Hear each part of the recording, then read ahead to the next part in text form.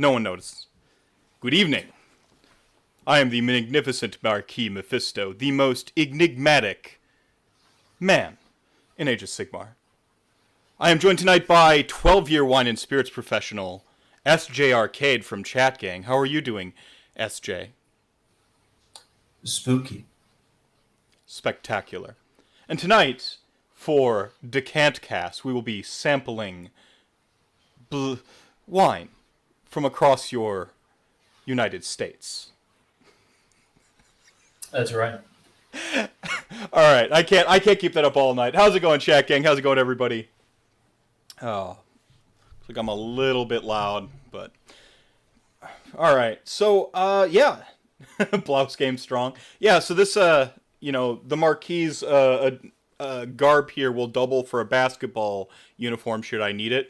Blouse versus shirts, and then I'll make everyone pancakes. And put those up there. How is everyone tonight? Y'all ready? Watching this till cold and flu medicine kicks in. Well, I hope you feel better, Relian. Thanks for stopping by. So SJ, why don't you give us some background? What are we going to be doing tonight? This is Yes. So we got, what is it, a month ago now? A random Reddit post was thrown up in Discord about what different drinks or something could be associated with the different races of Age of Sigmar.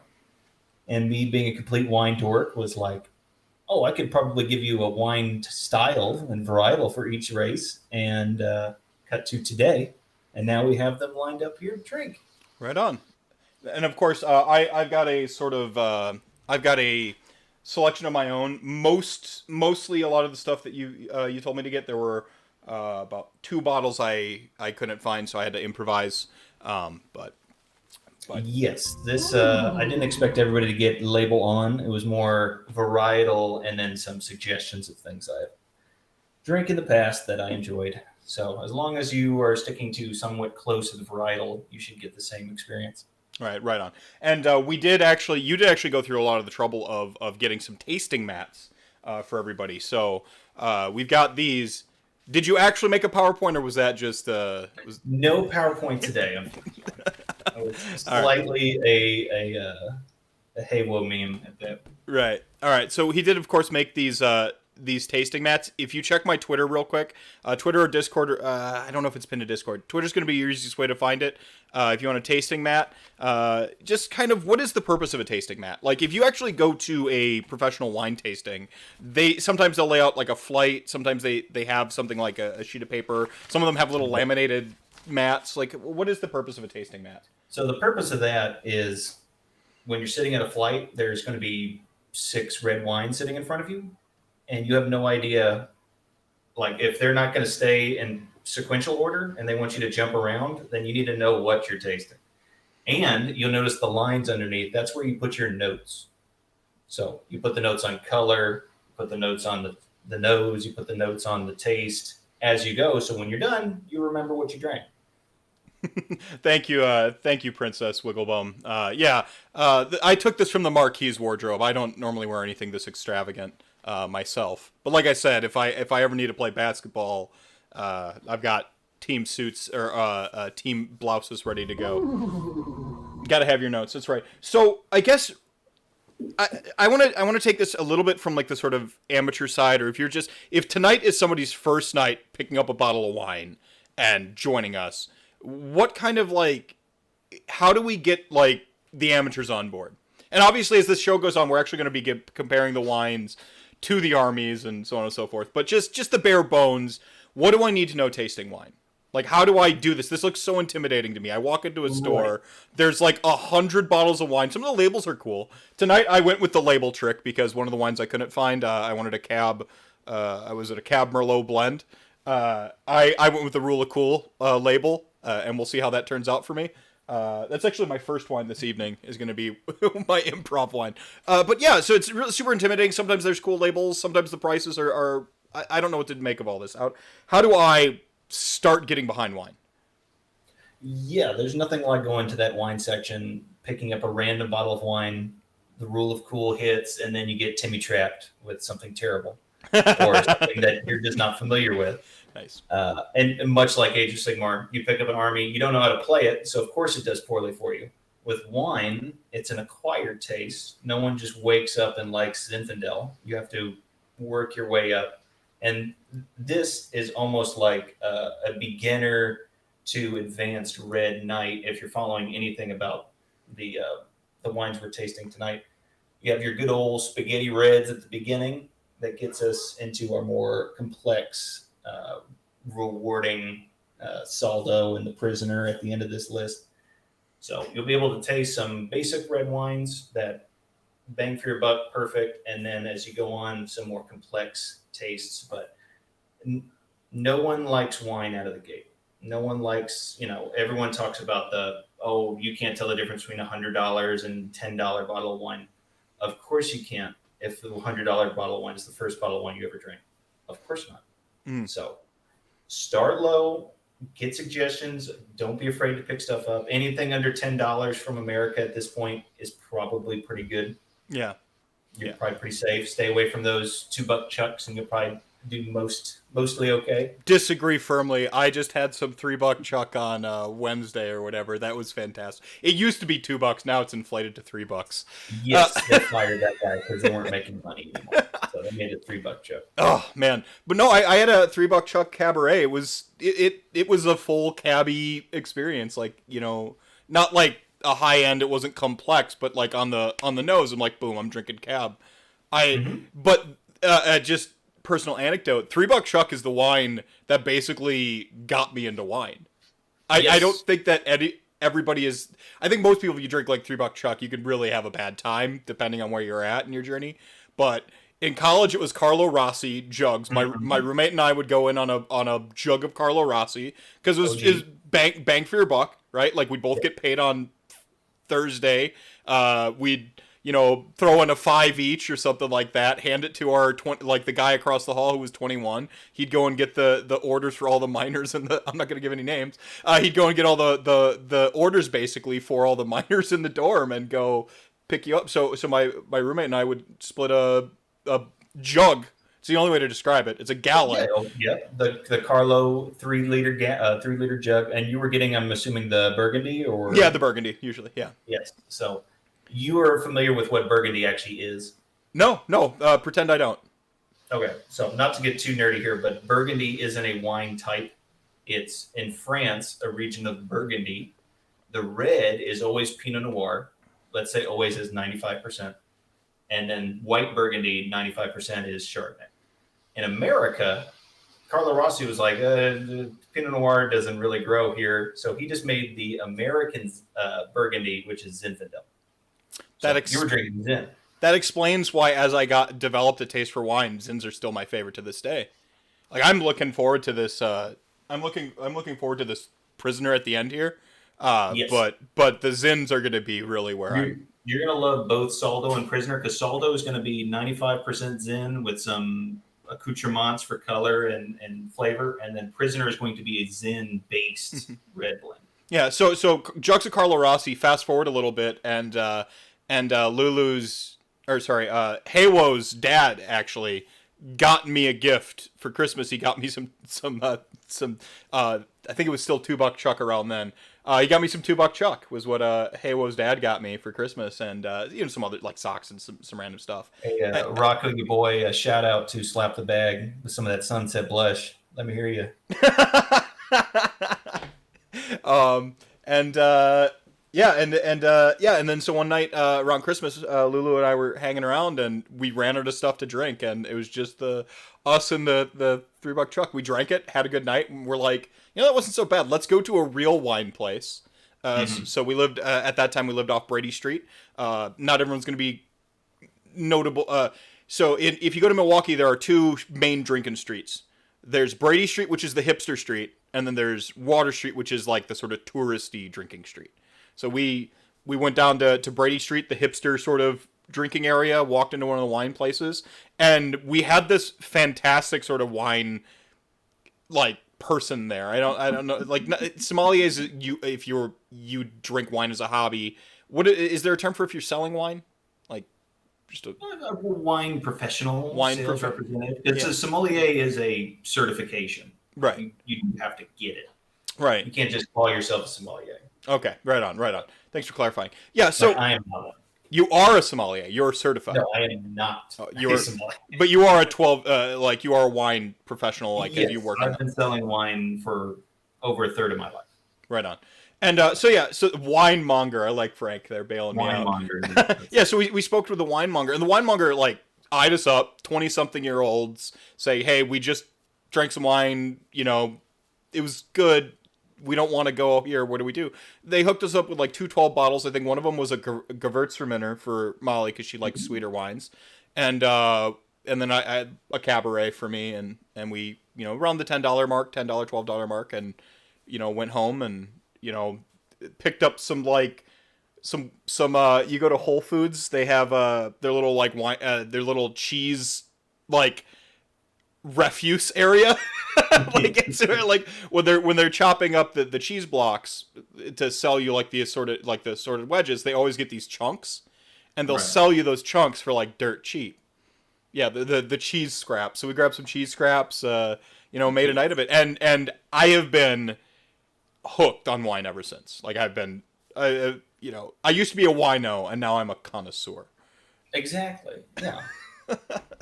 Wino, much like alcohol abuse means you just can't get to work on time. Right. So it's not abuse until it's affecting us negatively. Still starts fucking with your life. Exactly. And good call on Gewürztraminer. You did perfect on that pronunciation. Thank you. Great word. Yeah. It's always the one when they walk in and go, I need the G one. I need that German wine. Can't quite pronounce it. Yeah. Well, they're not. Gewürztraminers are interesting because they remind me an awful lot of like Welch's white grape juice, but like very like winey once you get into like the sort of deeper end of those. And then just sort of checking. I don't often go above that $12 mark. Every now and then I'll get a $20 bottle of wine. I find that I personally don't have need of it. Price point really, like, do you have anything to say about price point regarding this sort of? Yes, you can live a nice, full, happy life, $12 and under. No judgment here. Right. And that's most of the wine I drink is going to be around there. Besides the stuff that I get for free, of course. Right. Wine professionals. But hey, once a year on New Year's Eve, I buy that one bottle of champagne, and it's $250, and you bet your ass you could taste the difference. Yeah. Absolutely a difference. Yeah. Well, see, that's where we usually start with the good wine at the beginning of the night, and then we switch to the box wine. You mentioned the shout outs to the Sunset Blush earlier. Yeah. Shout out to my Chillable Red gang. I can taste the only problem I have with those is I can taste the still these days. Like I've started to get to that point. You can kind of taste that sort of tinny quality to them. The company I work for sells 15,000 some odd different SKUs of wine and spirits, and this house I live in right now was bought and paid for by MD 2020. There you go. Like, I've sold it all, and MD 2020 just happens to sell faster than most. Yeah, right on. All right, so I guess we kind of for tonight we reflected that price point a little bit in. Rather, you sort of showed these sort of like three tiers. You've got your Boda boxes and your sort of volumetric wine. Or I guess, how do you break that down? How did you break that down? Right. So I broke it down two main categories. Your Rat Kings for that beautiful new model we're about to get. Kritza, yeah. And then more of your Manfred noble blood over here, where the breakdown is purely on price. So it's above $15, below $15, and the Rat King is split further into volume versus $7.50, because some people still have a problem buying wine in a box. I would encourage those people to reconsider that proposition. Boda box and Black box and some of those other ones are really good. Bonterra is another good one. Yeah. And when you open them, they sit in your fridge for 3 weeks and they're good. You just have a glass of wine whenever you want one. Yeah. So sleep on box wine. Yeah, Europe kind of like makes fun of Americans for how much we pay for wine, like on average, because a good table wine. Sure. you're average about if you're buying like a volume, like a good Frontera or a Boda box or something, you're looking at about $5 a bottle, right? There's usually three bottles per Oh per yeah, bottle. yeah. So I mean that's a good way of just having a solid table wine around, like my go-to. I kind of found it like hilarious. I didn't know if you picked the Fronteras because you heard that I drink them a lot, but the Frontera or Boda box are like kind of my two main go-to box wines when I'm not Yeah, going I for mean, when we're not it's slumming it for Vela or yeah. whatever. Peter Vela, some Almaden action. Yeah, yeah, Well, and you have to think of it further. Like a 5 liter Franzia box, 2 of these is a 1.5 liter, so that's 6 bottles of wine for $10. yeah, yeah. Yeah, that's at Walmart at least. They're not interested in making money. Walmart and your major grocery chains are not particularly interested in making money on wine, so you're usually paying almost, if not exactly at cost. And once you get those 10 or 20% deals through, you're stealing money from them Right. because they know if wine gets in someone's cart, that cart value goes up. So they just want you to buy it there and not go anywhere else. Right. Right. Because if you buy the If wine you let there, me be a nerd, I will nerd on you. So no, that's fantastic. No, I love it. Love a good, education. I'm eternally curious. That is my superpower. So how do you want to start this? Do we want to drink a wine real quick, talk about it, or what do we got? So we're going to start in the Daughters of Khaine. So your typical Daughter of Khaine, they're elf. They eat well. So you're looking for a nice, especially on this lower born one here, this Frontera After Midnight, or your Cab Merlot mix, if you are inclined like Mr. Mephisto here. Yeah, this wicked red. So let's start with the basics of this. The reason we swirl here is back in the day, they used to think that if you swirled it and you could see the wine fall off the edge, ooh, it has legs. That means absolutely nothing. You swirl it because you want the nose. You want to get the smell of this wine. And if you don't know how to smell wine, I'm going to turn to the side here. You take your wine glass and you are going to shove your nose in the glass. You can get all of that aroma. So swirl it around. Big smell off there. Get some black fruit and tobacco a little bit on the end.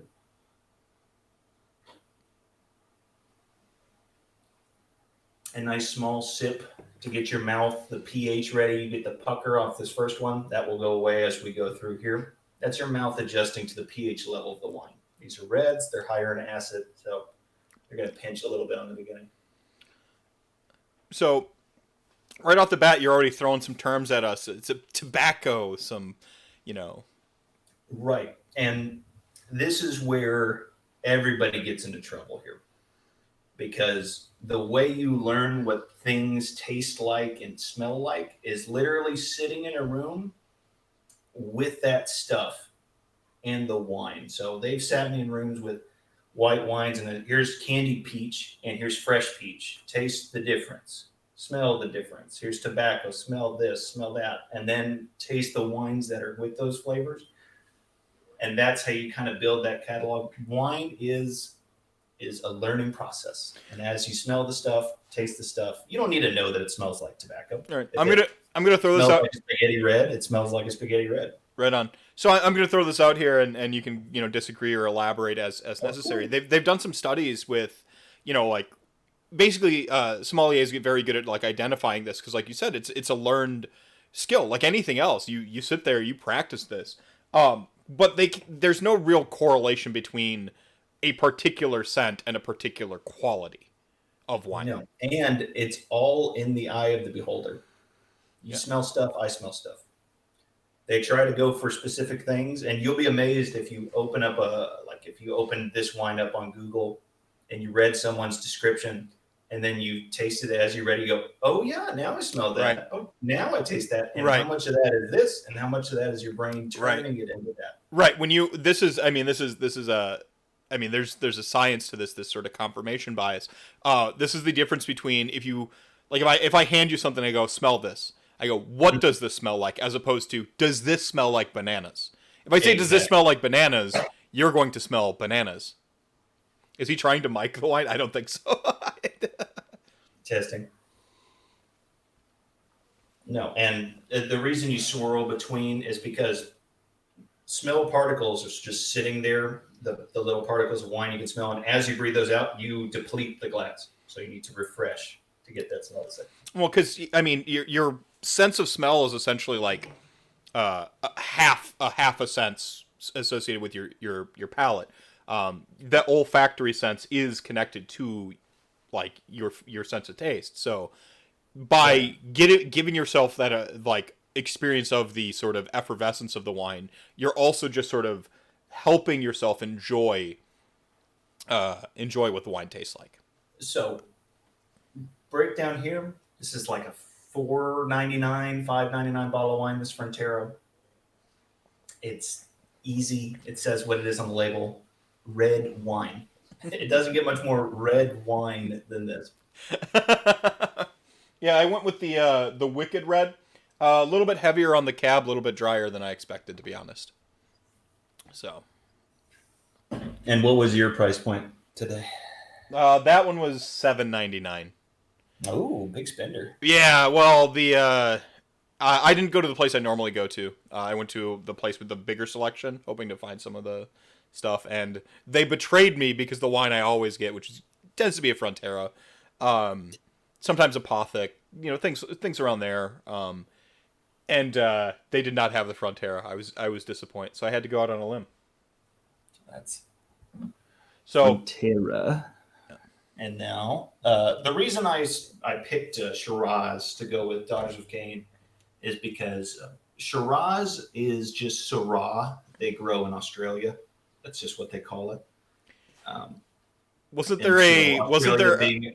there a label mix up on the shipping, the first set of grapes? Like when they were shipped down there, they mixed the labels up or something. Probably. So like they called wine has a mostly accidental history along with most alcohols. Like the reason port exists is because they shipped wine and then came back and they were like, oh, that tastes interesting, and so they just started aging it on boats. Whatever. So we're drinking a Shiraz or a. I substituted today because I could not get my snake charmer. Wouldn't you know it? Bought it for research. Went back to get it. They had cut it from the set. Oof. Story of my life. But Shiraz is like, especially the snake charmer, really easy red wine. Shiraz is the wine that put Yellowtail on the map because it applies to those Merlot drinkers, those red drinkers. Looks like Mr. Meph's camera is starting to get some of the wine. Yeah. So you per your sort of your instruction, I went with a Petit Syrah. You picked up the spellbound. Oh no, you got the Crusher. That's Crusher, right. Yeah, Petit. So Syrah. you got, is it a Syrah or a Petit Syrah? Petit Syrah. Beautiful. Okay, so Petit Syrah is a strand of Syrah grape that is petite. It's in the name. So what happens is, because wine grapes, you can't take Welch's grapes, those big giant grapes, and make that into wine. It's not going to taste very good. Ooh.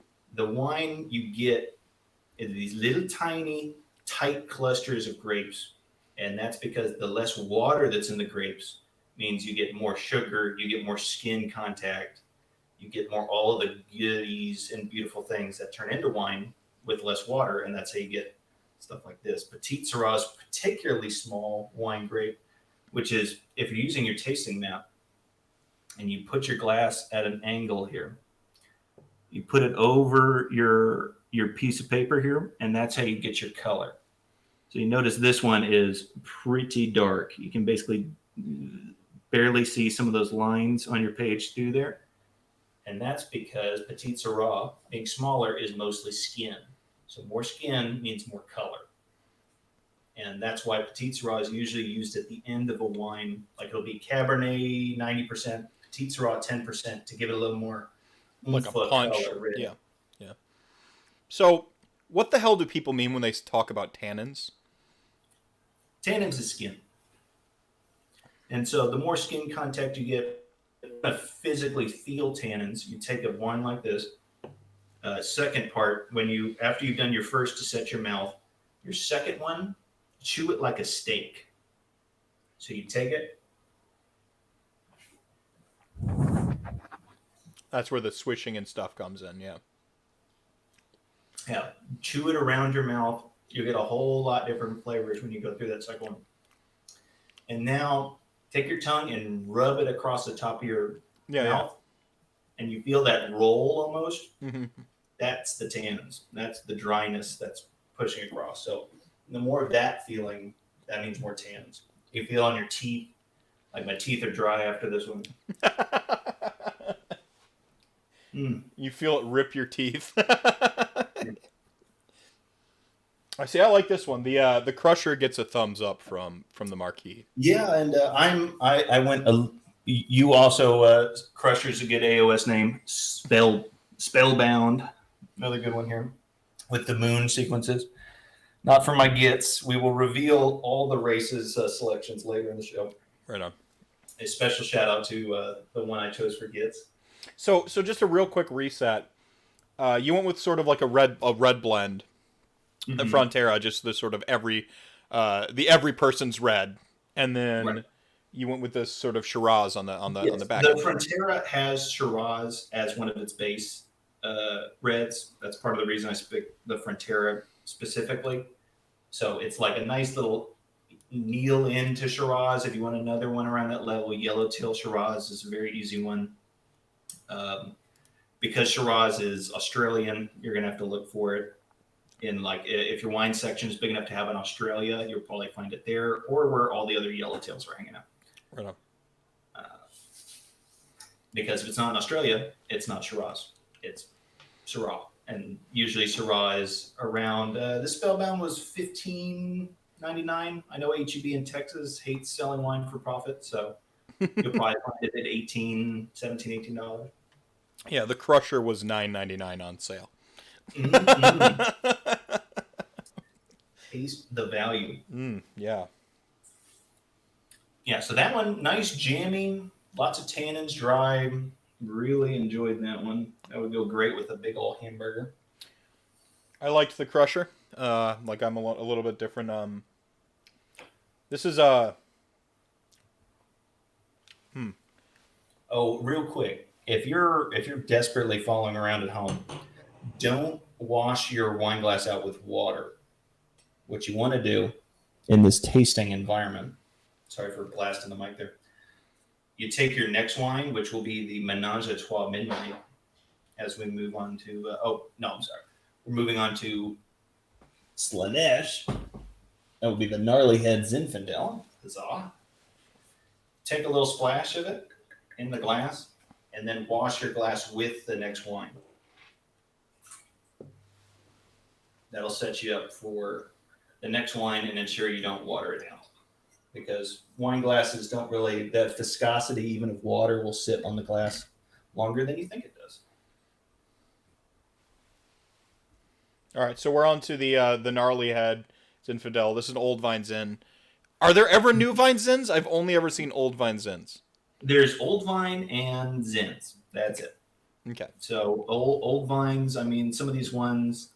Yes, Kicker. The Saldo will be right up after Gnarly Head.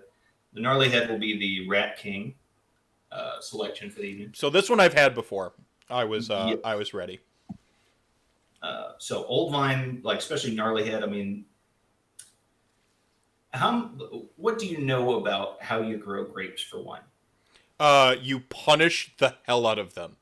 The more you destroy them, and it, like with the environment that grows them, the better they are. Because what makes wine delicious is how ruinous. Yeah. And you're not even mentioning the first part of the torture, which is horrific gene splicing. Right. So not in some kind of Monsanto way. The Old Vine Zinfandel here, the way you make wine, and you'll notice on the label here, like this is like the I don't know if you can see the flat version of the vines. Most people are probably commonly familiar with the vines that like there's a little tree and then the little grapes sit to the side like this on trusses. The grapes on trellis part is basically just grafted onto roots. Those roots do not care what they're growing. They're not even a part of that original grape plant. You could yank Chardonnay and jam Cabernet into those roots, and those roots will just whatever, cool. So old vine, these are 100-year-old roots that are in California that they've been splicing and adding different leaves and shoots to create this nice $7.99 bottle of wine. So in the same vein, so Gnarly Head I've had Seven Deadly Zins I also quite like, and Apothic. And Apothic. I figured that was a little low-hanging fruit for this category of Slaanesh. Yeah. So why'd you go with Zinfandel? Because we've doubled up on Zinfandels here. Why'd you go with Old Zins for Slaanesh? Well, with Shiraz here and then Zins here, the Stormcast will make a little more sense when we get there. But Zin, it's just a solid red. Couldn't get over the pun of Sin and Zin. Just couldn't make myself pass it up. And we're going to be playing a lot of Slaanesh players, no matter how much they hate their new book. So why not drink something delicious while we do it? And this is a full body, nice red that. Let me see how Gnarly's tasting this evening.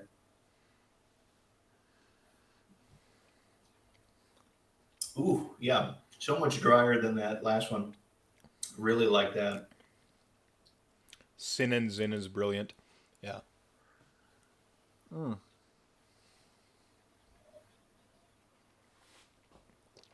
You'll note that I'm off the headset tonight, everybody. I'm wearing my old headphones and I've got my table mic again.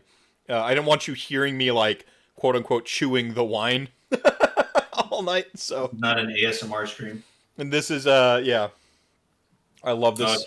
Kicker's getting some spoilers on Saldo. Don't you worry, we'll get there. Damn, this is some sexy vines or some sexy vibes and sexy vines, I suppose. How's it going, Hades? I hope you all are dressed up comfortably, looking sexy, looking fine. You taste just the punch difference between the Syrah that was like nice, light, dry, quick finish, and then this Gnarly Head just bang, punch right in the face. And it stays with you. That's why I love the This isn't so. This one's not quite as peppery as some of the Zins I tend to really like. This isn't a very peppery. Where do Zinfandels? So they tend to have a reputation as being a spicier or pepperier wine. Right. How does that come about, or where does that come from? Is that a quality of the Old Vine Zin? Is that? Yes, that's a quality of the grapes. You know, so it's just their je ne sais quoi that they produce. Oh. Almost spasming due to the flickering lights. I'm so sorry, Soren. You can always minimize. I suppose I should have had a what's it called? A soft seizure warning. Yeah, seizure warning. Sorry, everybody. So I've been hitting the wine in between tastes here. This is water. Sorry, in between tastes here. Sure. How cold is the water you're drinking? It's room temperature, basically. Little colder. That's good because the colder your drink is, the less you taste it. Yeah. Because your taste buds plug up. That's why you drink cheap vodka very cold, right?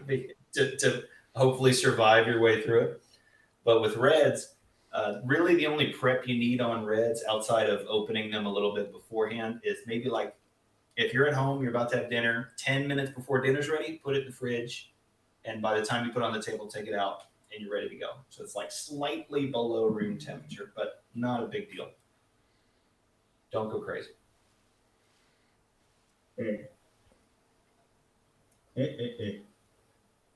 Are you under the saldo, or are you finishing off the? No, I was just enjoying one more little pepper before I hit my ring bell over here.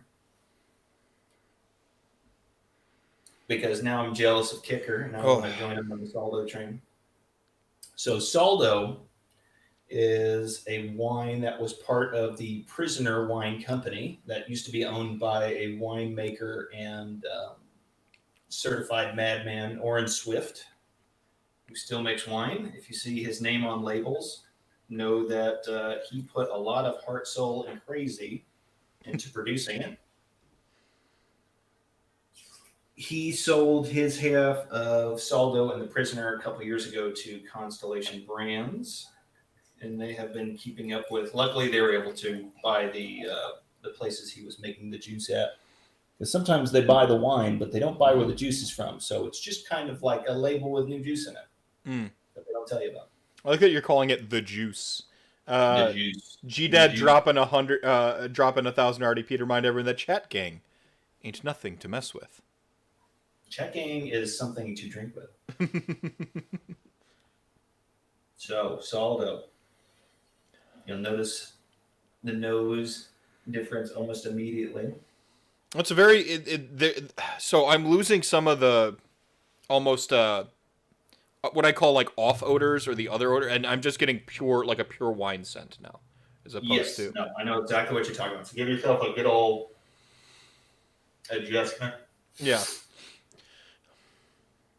And don't be afraid too. The way you taste or get the bouquet of spirits is you actually breathe them in, so it's like a little mouth nose combo, and that can give you a little bit more. Because otherwise, if you just sniff whiskey, you usually just get like alcohol. So the way you bouquet that is with your mouth. See, there's that pepper I want. Yeah, that's nice. It just stays with you. All right, so now we're going to spend the rest of the podcast drinking Saldo and talking about points issues with Slaanesh.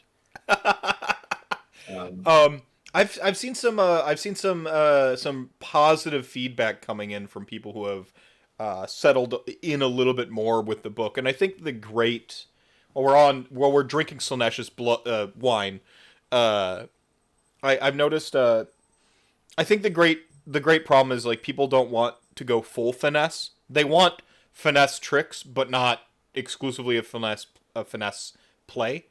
Yes. And as people have begun to settle in and like really play it some more and like hammer on their lists and really like stretch it out and play some games, I've seen people have a little bit more of a positive outlook than that initial month. I was mostly kidding. like a Zinfandel, the vine must be destroyed to truly make something great, right? Yeah, this one, he spent all of his time and effort producing great juice, which is why the wine label is that big. He couldn't manage anything else but the label maker label to slap on there. Amazing. So this one's going to run you about somewhere between 23 and 32, depending on how much the wine retailer hates you. Yeah, this was $20. This one was 20 at my local retailer. Mm-hmm. So, most Zins tend to run a little bit more expensive than their counterparts, at least in my area. So, if you get like a chain, like Apothix is just the one that comes immediately to mind. Like if you get like Apothix, like Cab, you're looking at 10. If you get their Zin, you're looking at like 13. So. Right. And it's just it's not necessarily a harder grape to get, but because of the amount of just mashing they do to it, it's a lower yield than Cabernet. And obviously they sell less of it compared to Cabernet, so put a little bit of supply extra, and demand. Yeah, they're dollars on it. Zin is also not a category people compete on. If you can get somebody to buy your Cabernet, that's a lot of pulls versus, occasionally getting a Zinfandel. I'd suggest into the more refined, and I mean that in a way of a practiced wine drinker. So I'm sure if anyone's having their first Zinfandel today, I'm sure they're like, wow, this is intense. This is a trip. Yeah. We went from that Frontera $3.99 wine to this pepper bomb. And see, this is just pleasant. This isn't even the pepperiest I have supped. I guess what I'm saying is I could stand a little more excess there, Fiend Bloods. Yes, let your excess go where it takes you.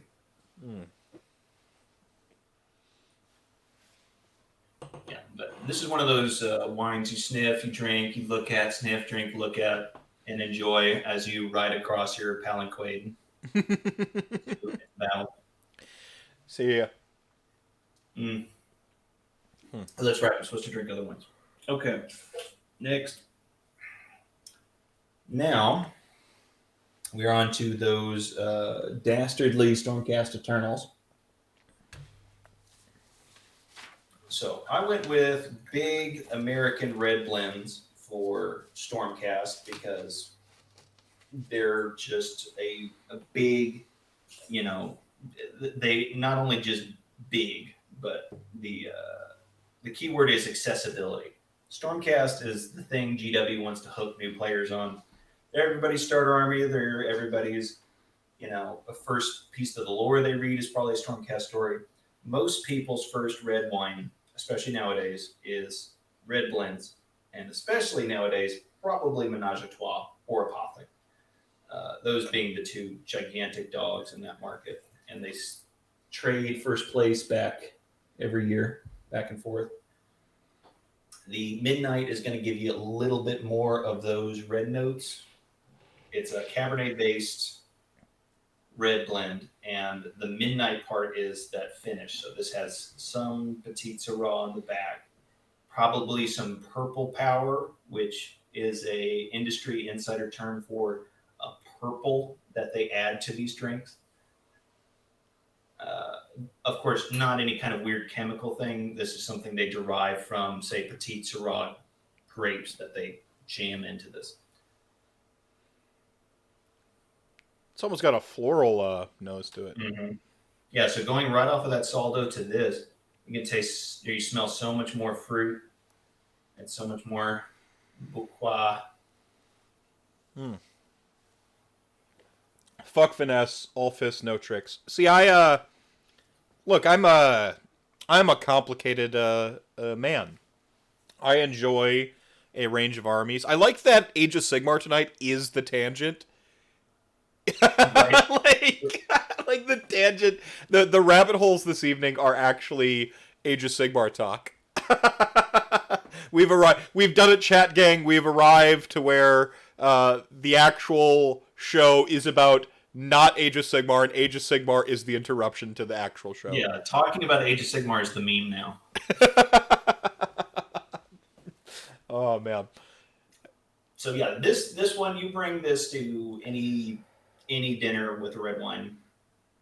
It sits perfectly. It's right at that $7 to $12 range, again, depending on how much the retailer hates you, and it's just a good old spaghetti red. And that sounds like an insult, but it's the red wine that'll get you there. Yeah, no, this is a you show up to you get called to a party, Christmas party or something like that, and you're not like they just say bring wine, right? Yeah. Like many of us, I think, maybe it's a Wisconsin thing. I don't know.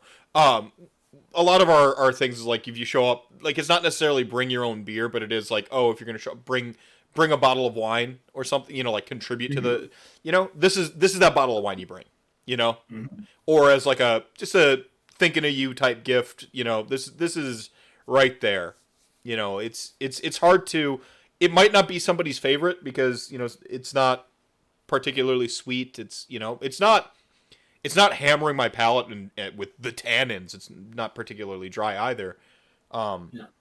But this is juicy, jammy, fruit throughout. Fair medium finish. Like I still have it sitting on my tongue after I drink it, but went with these red blends for the. You have a memory of what this wine varietal is, but you can't quite put it anymore, and that's the entire lore behind Stormcast. There's a hero in there, but he just can't quite remember who he is anymore. It's the Cabaret. Cabaret's doing the heavy lifting here. Or Cabernet, sorry, not Cabaret. That's something else entirely. It's a Cabaret. No, that's what the shirt is for over there. No, I will.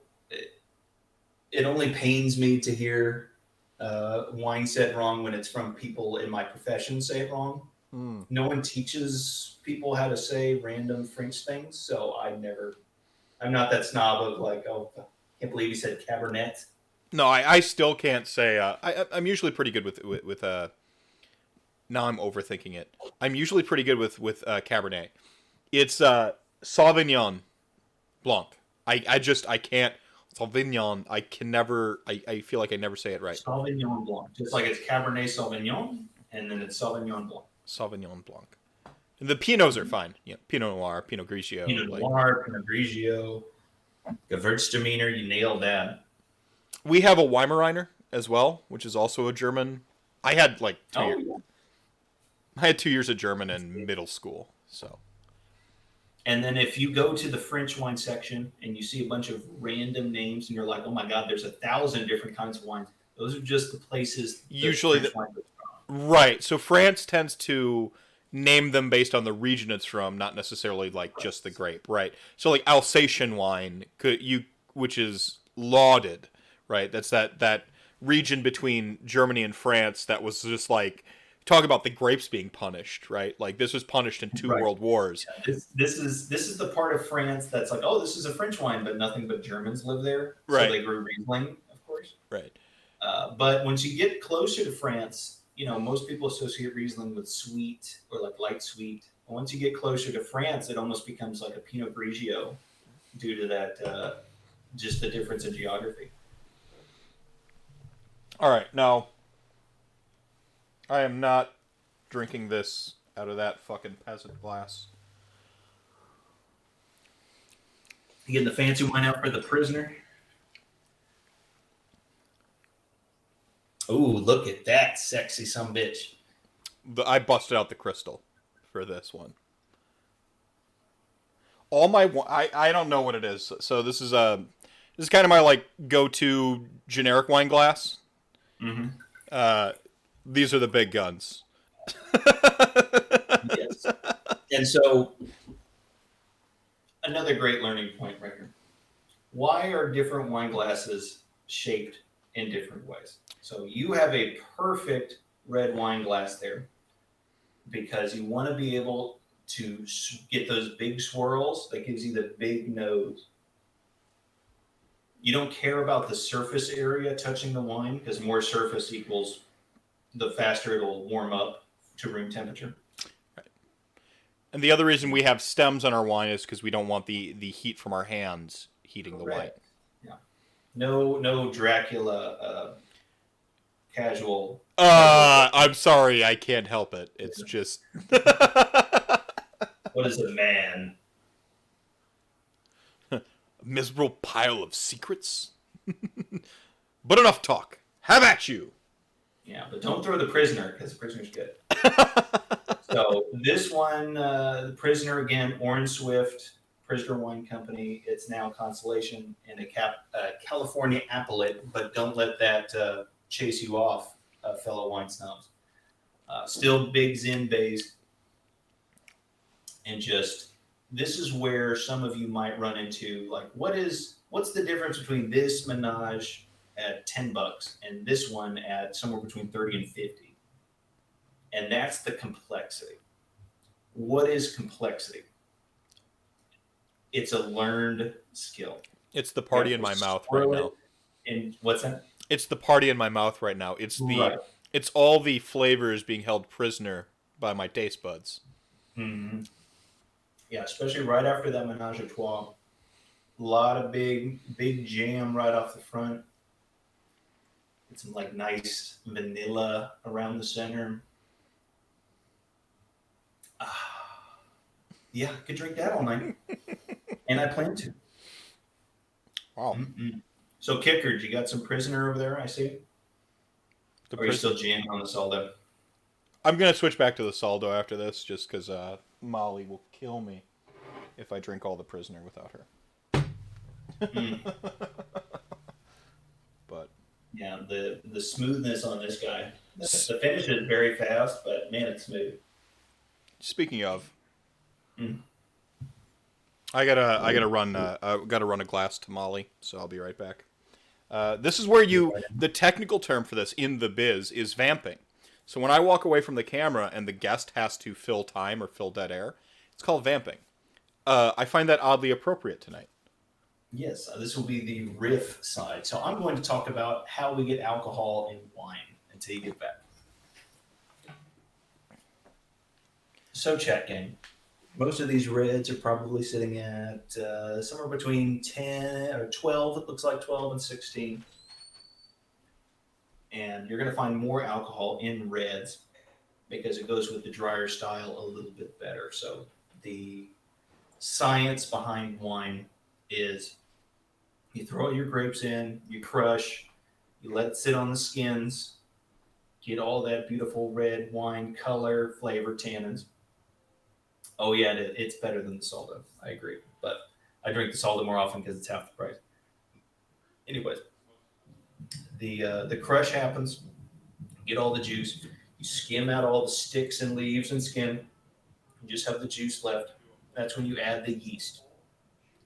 The yeast sits in there and chews on the top. They swirl it around in the tank to keep it moving and to remove the dead yeast as you get it. It eats the sugar in the wine and then craps alcohol in the sexiest term I can put it. So the more sugar it eats, the more alcohol it produces. The more sugar it eats, the drier, more bitter the wine gets, and the alcohol doesn't help that either. So the reason your sweet wines like your Rieslings and your Moscatos and stuff can be a little lighter, your 5-6% on some of these guys, is because it sat less time in the yeast, doesn't produce as much alcohol. But this guy, the nice, probably sat in barrel for 8 months, maybe a year.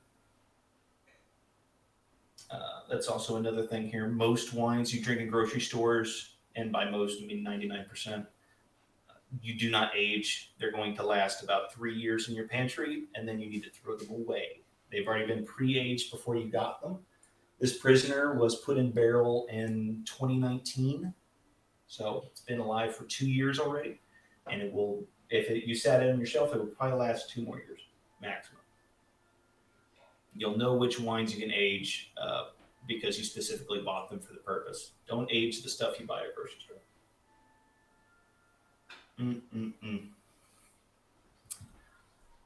The prisoner. When someone you meet in a friendly local game store actually gets a Stormcast army to work on the table, it's a beautiful thing.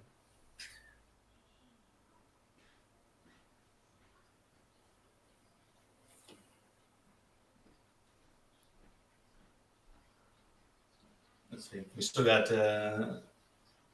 Kicker. How's it going? With your glass one?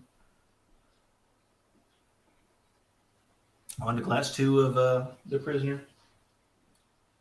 Delicious. What else we got? We still have Frank lurking in the shadows around here.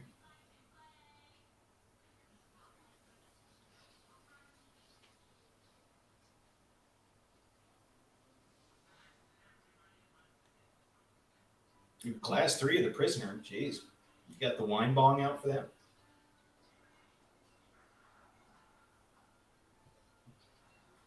There's nothing better than finding the bottle of wine that you like. Ah, finally. My old friend, I've been looking for you for so long.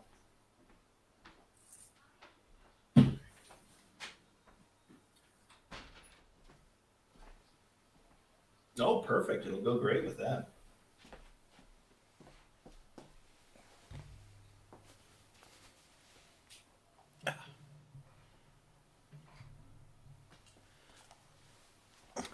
I have returned. He's back. Well, so you just missed the master class on why wine has alcohol. So, yeah, as party to that, did you teach them how to make bathtub wine? Yeah, I mean, I explained it. You put it in a tank, you throw some yeast on top of it, you got it. You're done. And you will have some quality hooch. A good floral gin. That's a good man right there. I have some. I had a tasting on spirits this past week, so I have a bottle of Broker sitting in the cabinet. I need to get into. So and a bunch of hilariously flavored vodkas that I'm going to thoroughly enjoy the rest of the week. This is my weekend. It's this. Mm-hmm. Yes, because one of these tastings you do at home. Okay, chat gang, we got 6 open bottle of wine that we got to kill in the next 2 days. Let's do this. Yeah, right. Oh, and that's one thing, Meph, if you're not aware, I'm sure you are. Anything that you buy in a grocery store is only going to sit in your shelf for about 2 years maximum. Do not age anything past that. It doesn't get better if you had it sitting in your shelf for 10 years. Yeah, once it's in the bottle, you're looking at vinegar. Thanks to my boy Robert Mondavi, wine is supposed to be drank within 72 hours of purchase. That's the point. Yeah. Wait, hilariously flavored, like clown flavored. I got a cream liqueur that is key lime pie flavored. That is the bomb. You even get graham cracker crust taste in it. That is some weird chemical science bullshit for sure. But no, you have a double chocolate vodka, vanilla vodka, pour them in a glass together, splash a coffee creamer, grandma's drunk. You got it.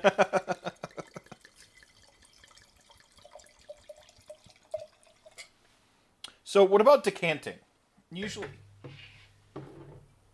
So, what about decanting? I feel like the only one I might potentially have to decant is actually like maybe the Soldo. Right. So I wouldn't decant anything that's under $12 because you're just showing off to nobody. Right. And because of the let's call it the structure of the wine, you might make it go a little faster than it needs to. So wine goes bad for 2 reasons. The cork has rotted.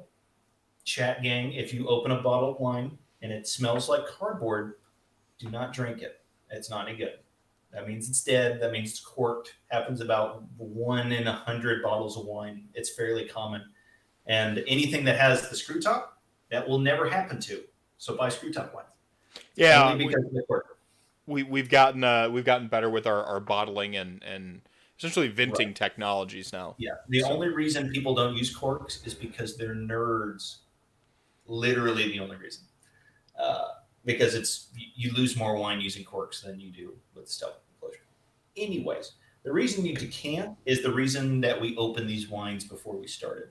The wine needs to hit oxygen for about 15, 20 minutes to really get what you're supposed to do. That's also what the swirling helps with. Gets the wine thin in the glass, lets that oxygen get in. The oxygenation of the wine gets it to the peak of its flavor. But once you get to that peak, then it starts to valley out. So you enjoy it for a time. You're more structured, more hearty wines. If you just want to put it down to more expensive, I tend to think that some things have a chance to over deliver in the $12 range, and some wines that are expensive have the chance to under deliver. Mm-hmm. So it's not a base price equals quality. It's just for the most part it does. All right. Now this Soldo is I don't want to say it's my new favorite Zin, but it's going to be the one I'm looking for when I'm out to buy a Zin now. Yeah. This is good It's going to be that Thanksgiving Zin. Yeah. Even with Thanksgiving, you should probably do Pinot Noir or Gewürztraminer if you want to bring that back. So I don't suppose you have any fast and dirty rules about pairing wine. Like where does this notion of wine pairing and food pairing? I know the general like rules of thumb. Sure. So with fishes, you tend to want to go with whites. With Yeah, like why do you want steak and red wine? Why do you want fish and white wine? It's very simple. You want them to complement each other, and you want them to not do the same thing. Because if we drink a $10 cab and then we drink a $10 cab, it would probably be pretty difficult to tell them apart. So if you have a really lemon zest piece of fish just covered in lemon, and you have like a light zesty Pinot Grigio, it's probably going to taste like you're drinking water because you're basically eating and drinking the same thing. But red and steak, you go well together because you have all that umami, all that pepper, and then you take a sip of your red wine, and it's the big jammy fruit. It's a whole complement that goes through it. So you have like big taste, big taste. That's what the whole pairing is. There's not hard and fast outside of just like this flavor profile and this flavor profile. Those things go together. Right. So, general rule of thumb, reds with red meat, whites with white meat, but what sauce do you have? What sides you got? Right. All that kind of thing needs to stick out. And it's going to be a broken record tonight, but you just have to experiment. Right. I mean, that's the thing is like what you like, you can develop a taste for wine, but what you like over what somebody else likes, it that's just figuring out what figuring out your own sensibilities and really experimenting with it. Much like life, really, go in, open mind, assume nothing, hope for everything, and you'll find something pretty great. So we have some special sort of bonus wines. Oh, yes, our rare blood types tonight. So one is going to be probably more available to you than the other. We're going to go across the sea. So this was actually really funny, and it was so obvious when you said it. I should have known. What would Ossiarch Bone Reaper wine like blood be?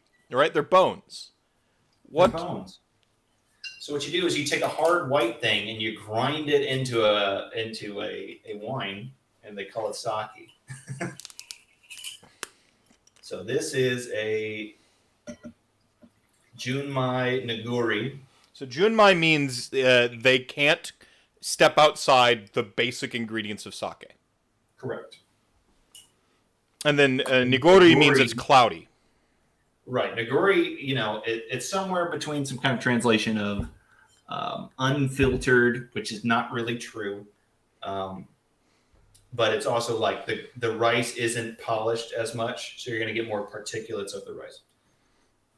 So that being said, chat gang, if you jumped to sake on this one, I don't know how many people actually knew we were drinking sake, but Mr. Meph for sure, get that mouth washed out before you go from saldo to sake, because you might have a bad interaction.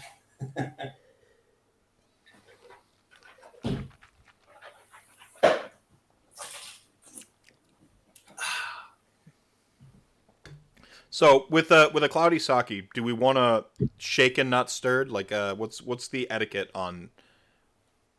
No, but you can see that nice film that we get off of that.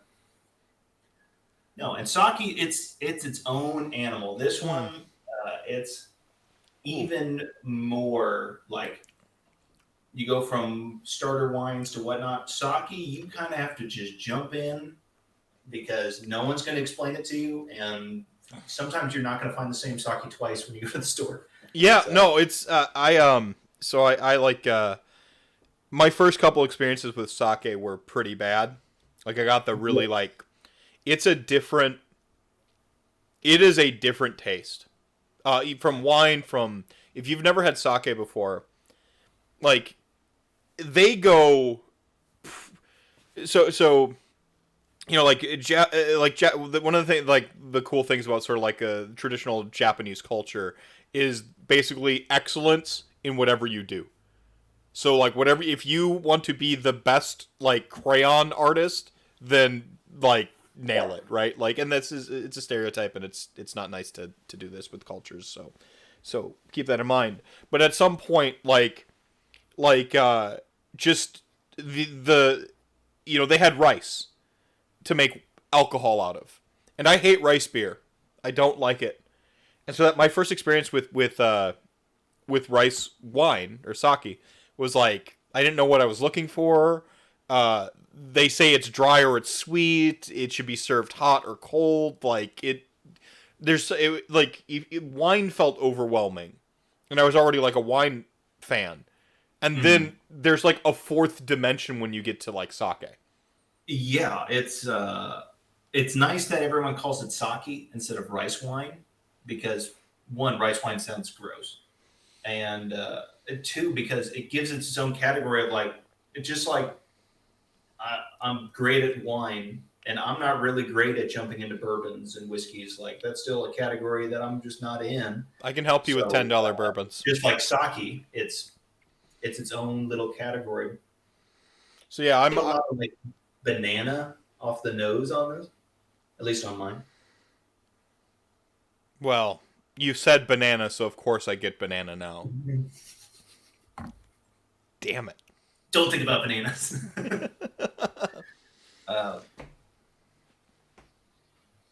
Sake served at body temperature is what you've heard. I've heard most of the time room to chilled for your good sakis, and then your bad sakis you heat up. That's or a less value sakis, or more value sakis, I should say, you heat up. Yeah, like a hot sake, for instance, is going to get like this really effervescent quality, which is actually pretty cool. So this was this one's specifically designed to be served chilled. Very sweet.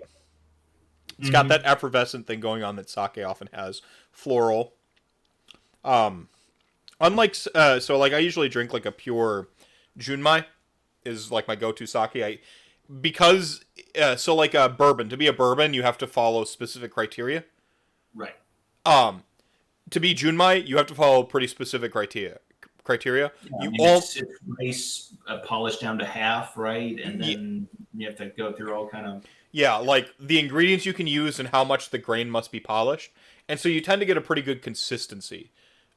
This is where I recommend if you're jumping into sake. Sweet sakes and junmai, like, probably a good place to start. Because even the sweet stuff never really goes cloyingly sweet. Especially if you're looking at like a Japanese import or something like that, like it's a very Western thing that we like over sugar everything.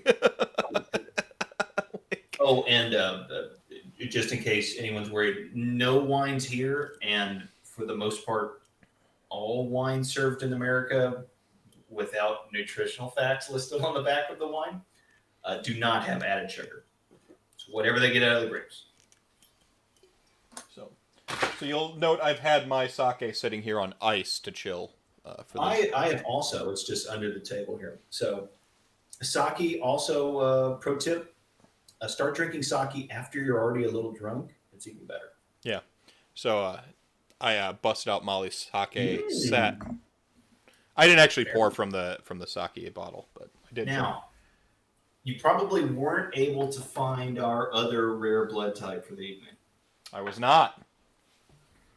Because this special fella is fairly difficult to find because he doesn't have a whole lot of distribution. Because no one knows what the hell this thing is.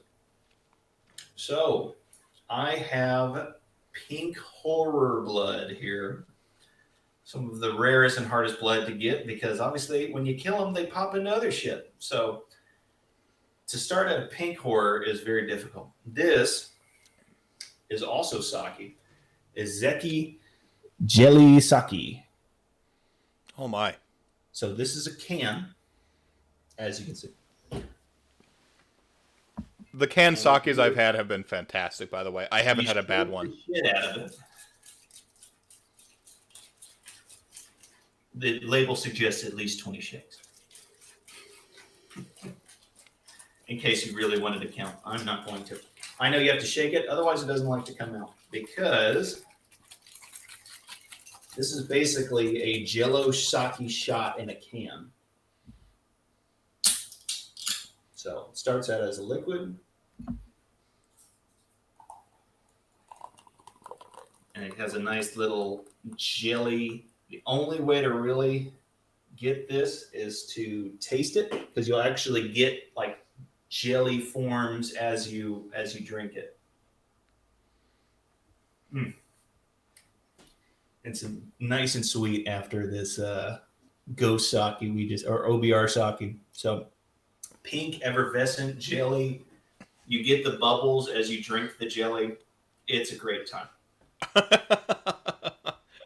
See, I'm mad. I'm jelly, you might say, because I couldn't find this one. Yes. So another tool of the trade: go to your local liquor store. That's not a chain liquor store. Ask them for product. They will find it for you.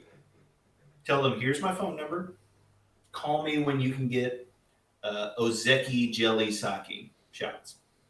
They'll find it. And yes, we've devolved into taking jello shots. Get owned. Get owned. Mm. You know, you may not be able to call RantCast the best Age of Sigmar podcast, but you can call it the most. A podcast? I don't know. It's just there's nothing like it. There's nothing like this show. Oh man, I'm so proud. I'm so proud of Chat Gang and myself. 93 episodes, and we've. I wanted to do a musical episode for RantCast 100, but I don't think it's going to happen. So we might save the musical RantCast for 200 when I can actually pay people money to help me orchestrate it and stuff. And that is true, Dr. Dark Match. Jello is made out of bones. This happens to be pink horror bones. So this is your Tzeentch blood today. Yeah, I like that there is a parallel there between sakes. So yes, sake is kind of I can almost really substitute it for vodka, basically. I can hear you almost chewing. Oh, it's getting caught in my mouth because it is jelly in here. It's like when you take a Jello shot and you know how you stir it with the toothpick to get it off the edge. Yeah. Or if you just suck it out like the suckhead you are. Yeah. It's basically that consistency going through. So it's like I'm eating a cup of Jello as I'm doing a podcast, which is ultra professional. It's amazing. But it is super refreshing. It's like drinking a Sprite after all these big reds that we just went through. Yeah. So yeah, let's talk the big gnarly list. So do you have access to the big gnarly list? Did you share it with me?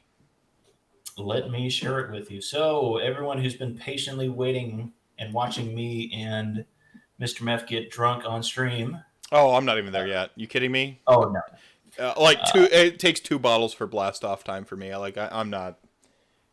I might be warm in the cheeks right now, but I'm not even tipsy yet. I need to drink more, is what I'm saying. Yeah, I think that's what I heard you say. Tyrant Mania saying, SJ Arcade, thanks for putting this together, dude. Oh, no problem, my dude. No, this is excellent. This is my hope is, as we try to figure this out here, my hope is that people walk away, first off, never be afraid of a new experience. Age of Sigmar, I think one of the greatest things about it is the sort of breadth of community you interact with. You meet these awesome people in this community, and then you know that you have Age of Sigmar in common, right? You're like, cool, awesome. And then you have these little, as you sort of begin to meet people and you discover what else you have in common, that's when you make really, I think, sincere, long-lasting bonds and stuff like that, where you really, I've made more friends in Age of Sigmar. I forget how many years it's been now, but in 1 year of tournament play, I made more friends in Age of Sigmar than I had in the totality of my life and anything else. We're trying to desperately kill Dr. Darkmatch tonight. I'm sorry with the candlelight. I can turn the overheads back on here. I wanted the ambience. But yeah, I don't know. Part of it is, I think it's where I'm at in my life now. I'm quite frankly, I was kind of a shit in my 20s. Who the hell wasn't? But also, I mean, having that initial passion. Because Age of Sigmar is a passion game. Right. I'm not to say that people aren't passionate about other things, but Age of Sigmar, you must possess some form of passion, whether it's for the game or the models or your army, whatever it may be. And painted army on the table is work. Right. And let's see. Did you share this with me? I believe so. Oh, is it wanting different permissions? No, you threw it in Discord, so I have to minimize thing. All right. Yeah, I'm gonna expose myself as one of those terrible humans that I don't know why it's become such a thing lately, but I also enjoy Warhammer 40,000 from time to time. Nothing wrong with that. And I also enjoy. I've been Warhammer Fantasy since the early 2000s. And when the shift happened, obviously, Age of Sigmar 1 was whatever that was. But Age of Sigmar is a fantastic game. I still have my beautiful square-based dwarf Bretonians ogres with my books, and I still play those games, and I play Age of Sigmar. That's awesome. Yeah. I do require access, so request sent. A request should be sent in. I got my phone hidden here behind my beautiful rainbow skull. Smashing. This is the Pride Crystal Skull vodka bottle. All right, so I see Blood Wine Whist. I see High Elves, Orcs, and Goblins, Slaves of Darkness. Oh, go to sheet 2.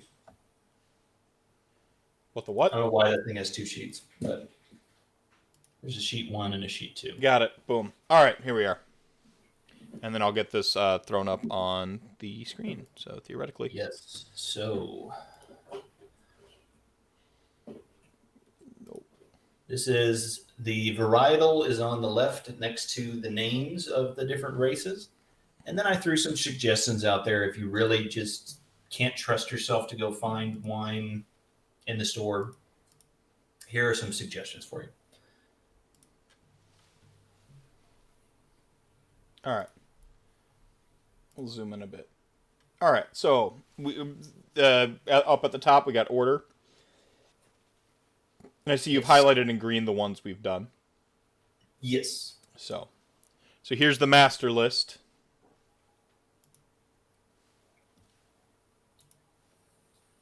Maximum screen. There we go. That should be... I think everyone should be able to read that, yeah? Chat? Is that good for you, chat gang? On their phone, it's pretty microscopic. If it's a rip-on phone, I can... You know what? Here. Full screen.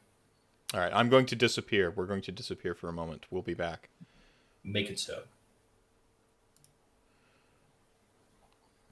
Chat gang, you're still the show within the show. You can't be superseded. What if we throw you up here? There we go. And so some of these wine varietals might look familiar. Some of them you might have no idea. Meph, I'll let you list through them, and if any of them pop out to you as ones that you've never heard of, please let me know. All right, so for Stormcast Eternals, basically categorically red blends, right? American red blends, particularly Cabernet based. You don't quite know what wines are in it, but you taste some familiar things, which is the whole Stormcast gimmick. Frontera is a fantastic volume option for this. The Cab Merlot blend for them is killer. There's a 1.5 liter that rocks. Get at it. Yeah. Menage a Trois, great one to take to a party. And if anyone enjoyed The Prisoner with us tonight, you'll know that that was delicious. Right on. Fire Slice, so glue wine. Glue vine. Glue wine is Christmas wine. Okay. So this one you traditionally drink at wintertime because you put mulled spices and in a saucepan and you warm it up and you drink the wine warm, like almost hot. And it's a nice hearty, thick red wine with mulled spice. So I figured Fire Slayers, they're thick, they're warm, perfect. Match made in heaven, and they all kind of look like Santa Claus. So is that like what do they call it? Mulled wine? Like mulled wine is... Yes, that's going to be in that category. So okay. You'll probably see it during the, like after Thanksgiving hits, you'll see the little bottles with like Christmas scenes on it. That's usually glue vine. KO. Port. Tawny port. Specifically. Tawny port. Well, there are sailormen. And so there's different types of port. Right. And so I only loosely understand this. What are the different types of port, and why is tawny port the one we go to?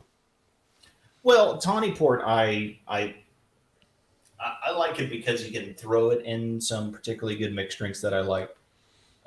Most of the time, I go for your straight standard port, but like the Fonseca here is just going to be your Porto port.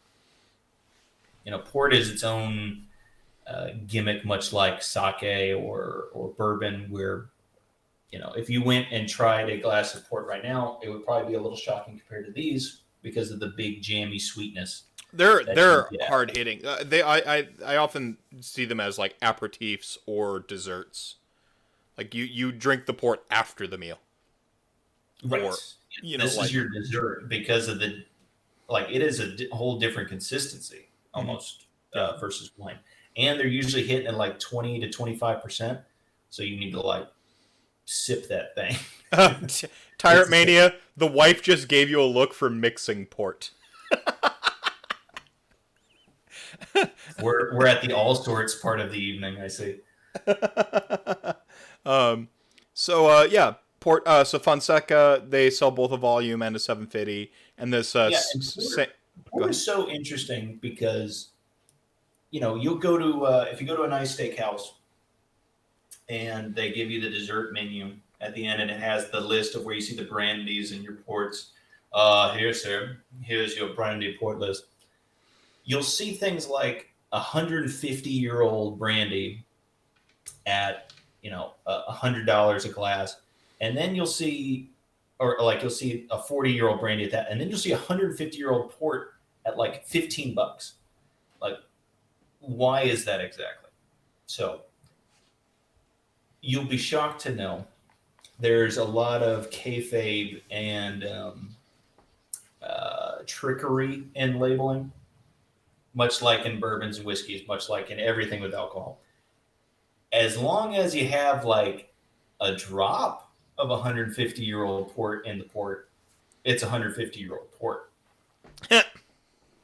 So that's how you get, you take your one barrel 150, you take your little eyedropper and you put it into another one. Oh, boom, I just made a whole bottle of 150-year-old port. Water into wine. Beautiful. Nice.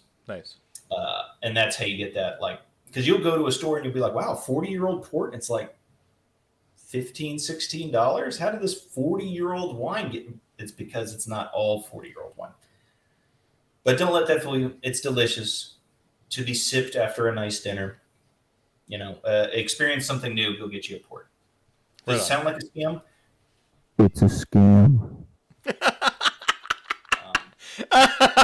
Does it sound like a scam? It's a scam, man. See, like as we're talking here, I'm curious what your perspective is. Like, what crazy trivia you know about Prohibition? Just having been in the circuit. Oh, I mean, like obviously, like I mean, if you're on the international audience, you're not necessarily familiar with American Prohibition, but like it was a bad idea. Like, yeah, it's one of those, you tell somebody not to do something, and then they're gonna find a way to do it, even if they didn't want to. Well, this is how we have NASCAR now. Stock cars were essentially like the reason we have NASCAR. The reason that my people, why Italians were ingratiated into our society, is because we had the booze, so everybody liked us. They used to hate us and wouldn't let us get jobs before Prohibition, and then once booze became hard to get, hey, look, the Italians are here to save the day. Yeah. Well, like a lot of people in California, because a lot of these vineyards that are famous now were alive before Prohibition. They existed because they would make medicinal wine and communion wine for churches, and everyone knew it was a scam. Everyone knew that it wasn't going to last forever. So if you could just hold on for dear life, you were going to make it through the other side. What was cool about like there's some like erasure in our history too of like all the minorities that played a huge role in like stock car and stuff. Like a lot of the stock car drivers were like often like minorities, the ones who physically drove the cars, and so there's like a whole like hidden history to like Prohibition that we like. Yeah, we get the Capone and we get like some of that stuff and the Alcatraz stories, and because a lot of Alcatraz was populated off of like essentially Prohibition criminals. But like we wouldn't have the Kennedys without Prohibition. Yeah. Famous bootlegging family. That's how they made all their money. Yeah. No, it's. I don't know. Sorry, I didn't want to. I felt like we didn't like we were talking the tangent, so I needed a tangent within the tangent. I had to. Sure. Prohibition is one of those things that like thanks for the free publicity. Like you made us hard to get. So like, man, imagine the FOMO of they made Games Workshop products illegal. Like, ooh, Yeah. delicious FOMO they could make. You're Yeah. not allowed to have Games Workshop products anymore. Yeah, like it's like I've said before, like I certainly align on like the left side of the political spectrum, but I'm actually like very much for a lot of personal freedom. If it weren't for a lot of the social stuff I believe in, you could talk to me and you'd be like, oh, this guy's like, thinks you should like legalize a bunch of stuff and the government should like not be the say on a lot of stuff, and you're like, that sounds an awful lot like conservative values, and I'm like, but anyway, I digress. I don't like to go into like partisan aspect of political talk, though I do like appreciate political discourse. There is something to be said for like legalizing something or making something like novel and like you air it in this mystique and like now it's forbidden and and then it just gets this like kids and smoking, right? Like it's just whatever it is, When I smoke cigarettes, like I know naturally I'm just cooler when I do. Right. But you look cooler. Because I'm not supposed to. Right. And there's who wants to try this methamphetamine? Not me. But like there's a bunch of bad things that go along with stuff, and there's bad things that go along with alcohol. So if you're, by the way, I hope you're legal age, whatever your country's rules are, and I hope you're being responsible tonight. I feel like that kind of went without saying. Don't watch RantCast, be drinking wine, and then go drive someplace by any means, please. Please don't.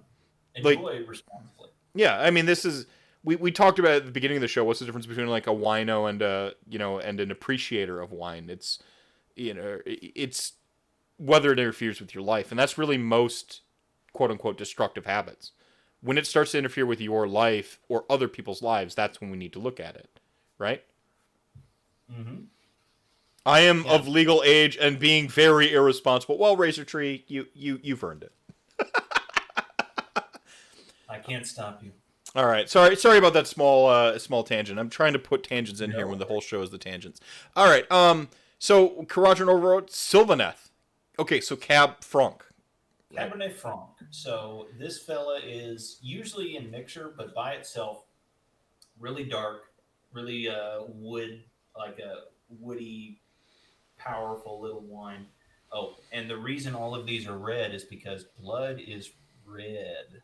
That's the entire gimmick of this. So that's why you'll see some like mead isn't on here. I saw that for Cities of Sigmars because I cut myself down to just red varietals.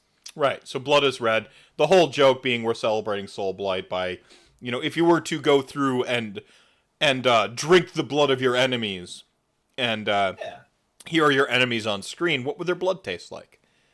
Yeah, or your fellow follower of Khorne. Yeah, I saw you had the Khorne emblem out there, like very prominently featured initially. You've got a wine glass in front of it now, but there you go. Nice. Yes, Cab Franc, probably one you haven't run into a bunch. Coco Bon is the brand I put for Rat King. That's going to be really interesting because they formulated it in a way where you actually get a lot of chocolate notes at the front. So you get like a big cocoa bean flavor. Heavily suggest it's fun. There are some chocolate wines. I would avoid those because some of them are very strange. As much as they look like delicious chocolate milk, they do not taste like delicious chocolate milk. Well, there's Choco Vine, right? It's rated at 90 points, and like we didn't talk about the like rating scale of wine because it's So what, they bought the half-page ad in the Spectator? Like the Oscars, it's political, right? Like, Choco Vine is rated at all, but if you go into wine ratings, like 90 is bad. Like it's basically a 1 to 10 scale, like starting at 90, and no one gets 100. And to even be rated, go ahead. It's funny. There's this one. It's escaping me right now. But it's this one Spanish wine that like they'll come out with this $15 bottle of wine and boom, it's a 98. I'm like, man, how does this thing get this score? And then I drink it and goddamn, all right, 98, sure, fine. You win. Uh, Decant. I went with much like their elven soul kin is a red blend Syrah. So this was also an excuse to get one of my favorite wines on there, which is the Red Schooner. I think they're on voyage number 9. This is a Malbec blend. They bring it from South America and produce the wine in California. And it's from Camus. Oh, really fantastic stuff. Do yourself a favor. It's probably $50 to $55 a bottle. It's delicious. You'll love it. And if you're stomping elves, riding fish, it's a perfect time. See, I want to say I want to live in a world where, like, yes, drink beer at the tables, for Warhammer, but I want to live in a world where, like, you have like a little wine cabinet with you, like a little wine wet bar. You show up. And maybe you have like the little 250 ml bottles or whatever, like the small 187s. Yeah, 187s. Yeah. You show up and, like, depending on whom you're fighting at the table, like, you pull out the bottle of their blood. And Razor Tree, you're 1,000% correct, but you forgot one. You forgot Soulblight on your list. The Spider-Man pointing meme with Kane, Korn, and Marathi, and Soulblight. Yes, Soulblight. Oh, you will note once we get later, Legions of Nagash is not listed on here because they're a big question mark right now. So right, I didn't feel like really doing anything with it. All right, so Daughters of Khaine, we handled that all tonight. Seraphon, so Seraphon had to be an interesting. Is this coalesced then? Are we assuming coalesced, or do you have like a cheeky little nod to Starborn? What was that? With Seraphon, are these coalesced, like the ones that are physical and on the realm, or are they? Or do you have a cheeky nod to the ones that are born out of primordial memories? Oh, for sure. All of this is under the rare occasion you're actually able to just wring one out like a lemon. So Seraphon, I went with the hard. Man, I just tried really hard with this one and said, "Where's Seraphon lore from? South America? Okay, perfect. Malbec, done. Print. Malbec's delicious. Get on the Malbec train. Black. If you're not drinking the Malbec train, get on the Malbec train. Black Box Malbec is fantastic. Also, the Aldi's brand Malbec is pretty solid.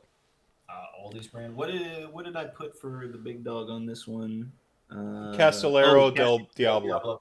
This is the Coca-Cola of Malbec. This is like the big brand. You think Malbec, you think Castellero del Diablo. It's great. Can't go wrong.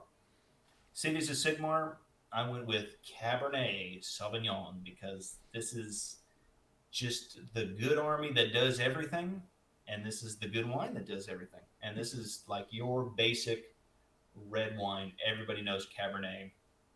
Everybody knows these models in Cities of Sigmar. They're classics. Yeah, and I like that the mead point earlier, right, would have been fair for them. But mead is also, you're talking about mead is like a subsection of wine in and of itself. Like sake is like fourth dimension, mead is like fourth dimension, where they have their own conventions too. And if somebody wants to know why all this stuff is wine, it just means they fermented it in yeast and produced alcohol. That's the reason the same. You can't say the same for spirits is because they distilled them. It's a slightly different process, and by slightly I mean completely. And beer is different still, right? Because you have to malt it.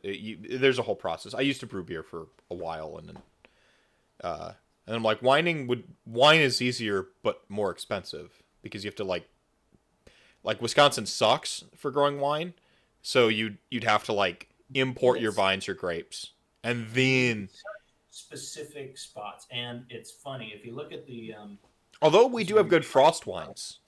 So go on, sorry. What's that? Finish your point first, and I'll talk about. If you look at the lines on the earth, if you go from California, the Napa Valley region, and you follow the line all the way across, you hit Bordeaux. They're the same level of the planet. And that's why they produce basically the same kinds of wine so well with each other. But you have people who see these name brand wine varietals like Cabernet, and they come to Texas, and they try to grow them here, And obviously, we're not California, we're not France, so it doesn't grow as well. There are some areas that can produce. One suggestion for this: we can produce what Spain can produce. We're great at Tempranillos and things like that. But if you grew a Pinot Noir in Texas, it's going to taste like shit. It's too hot. It needs to be cold and wet and sad. Wisconsin. Yes. So Wisconsin can grow Pinots. Huh? What? Not too cold. Don't worry. Climate change has like solved the too cold thing. We only get cold 1 month now. Hades, the death god, is explaining the story of Casillero del Diablo. Yes, they wanted to stop people from stealing the wine in the cellars, so they told everyone in the town that the devil lived in the cellars. That's hilarious. And people stopped doing it. That's amazing. That's actually really awesome. What great trivia. What I was saying before is, are we going to see? I'll ask the question if we're going to see it. Are we going to see any like frost wines or anything like that on this? Not on here because one, they're normally white wines. Okay. But the frost vines is emerging. So specific and interesting. Yeah. Yeah, they're emerging. They're emergent. They're weird. They're kind of, they remind me of ports, but they go in a different like they go a different way a little bit, and they're always super expensive. But like, and that's because it's almost a noble rot, and that term is wine made from raisins, basically. So instead of the grape, that grape survives these harsh winter environments, kind of freezes, unfreezes a few times, so it's just this shriveled mess. Again, torture. And so you get so much less juice out of it, and so it's just sugar and these skins, and so they squeeze it together into usually smaller format bottles, and they're usually a little bit more expensive, but they produce some really sweet, thicker wine. I've never had a bad one though. Every time we go to like these wine tastings, and so Wisconsin, like the best vintners in Wisconsin, they import their grapes and then they distill, they actually like they ferment the grapes and they blend them, and they do, yeah, those are the best wines we kind of get, because the ones who grow their own grapes tend to be like, I mean, they don't taste very good. Like I don't know. I suspect we could probably do some Pinots decently though. We're a cold swamp. That is Wisconsin's climate that has been terraformed. It's a cold swamp. Yeah, it's just the difference in, does it snow there a lot? Yes. Then no. In part, once you got snow, it has to get really. It's not about being cold. It can't get too hot. So if you're ever really above 85 too much, then you're probably too hot. But if you freeze, you're too cold. That's why Pinot Noir is hard as shit to make and make well. That's why Washington and Oregon are killing it. It's a perfect spot for it. Because Washington has the Pacific Northwest current that keeps them temperate, and it's such a unique wine region. Nice. All right, so it's interesting because the regionality of wine is like very important to like how good it comes out, and like it's everything. It's if you don't start with the right place, you can give any artist crayons or finger paints, and like if they're really great, man, you could maybe pull something out. But like if you don't have the right tools, if you don't have those grapes in the right spot grown correctly, it's really hard to make a good wine. Right on. So then LRL, rosé, interesting. Lol. Well, so is it because like rosé is like kind of like the new fad in wine? Is that is true. Rosé is really an up and coming category. I picked it because they've purified their bloodline to the point to where there's barely any blood in it. It's pink at this point. Yeah. Well, like rosés are interesting as categorically, because like you can have like the really good rosés I've had have been Pinot Grigio rosés, but like they call anything a rosé because it's like pink and they're trying to sell it. Yeah, so the way you get a rosé is you just take the skins off sooner. Like wine, you crush it, sits on the skins, sticks and leaves and whatever the hell they got out of the ground there. and until it turns red, and then they yank it all out. But if you yank the skins out halfway, then it's pink. So you can make any red wine into rosé. The predominant one is Pinot Noir and Grenache are normally the rosés you get. But again, because you can make a rosé out of anything, you really have to eyeball what the wine says it is. So if it's a rosé Pinot Noir, it's going to taste different from a rosé of Malbec. So you don't necessarily like rosés. You like Pinot Noir rosés. You like Malbec rosés. Right. You have to. You can trick yourself into thinking that, wait, mate, do I like rosés? It's like, yes, you might like rosés in one specific area. And another thing that goes with LRL. Do you like Spear Boys? Go with Spear Boys. If you like kangaroos, Nice. go to Spear. Nice. You're out rant casting me right now. Well done. No, Razor Tree. Everybody in Chat Gang knows that I'm one of the RantCast was one of the early proponents for Illumineth Realm Lords. I call them the Vicarious Army. I feel like in the self-deprecating manner, I'm allowed to make fun of them a little bit. We know who the OG embraces of LRL were, and now there's all these like new bandwagoners. No, don't harsh on bandwagoners. Everyone starts being a fan of something somewhere. But rosés are a recent trend. I was just trying to get a quip in about rosés being a recent trend. Rosés are a recent trend, and man, there is, in my opinion, because my hard drinking days are over. Where I hope. To be tough and jam stuff. Sitting on the porch drinking cold rosé is great. Try it. You'll love it. You can't go wrong with these. The Bontero Rosé box is perfect. Just have it in the fridge. Get a glass of rosé whenever you want. Lasts for 3 weeks once it's open. Perfection. Yeah. The Gazella Vino Verde Rosé is going to be a little more adventurous, but still in that Rat King category. And then my absolute favorite wine maybe on this list right now, and as with Age of Sigmar, I'm working on 6 armies at the same time. My love travels quickly and often. The Burnet Inspiration Rosé is magnifique. It's beautiful. Just suck it down. It's gorgeous. Love it. And of course, that $250 bottle of champagne that I talked about earlier in the RantCast, that is a Brut Rosé, which is the king dog of champagnes. You get your Bruts. Brut Rosé is for us in the know, the good stuff. Right on. I wish they could have seen your facial expression there, but it's all blotted out by this list. But it was sincere. It was this like deep grin, like cheek to cheek. It was amazing.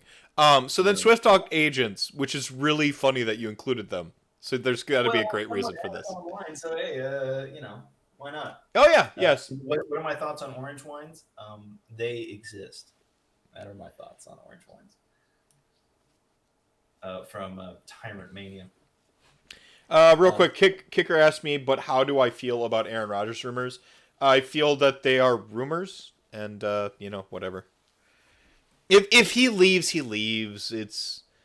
They've squandered the best years of his life already by just not getting him the support he's needed basically the entire time. That he didn't want to restructure his contract was sus. Make money, seriously, he's entitled to make as much money as he wants.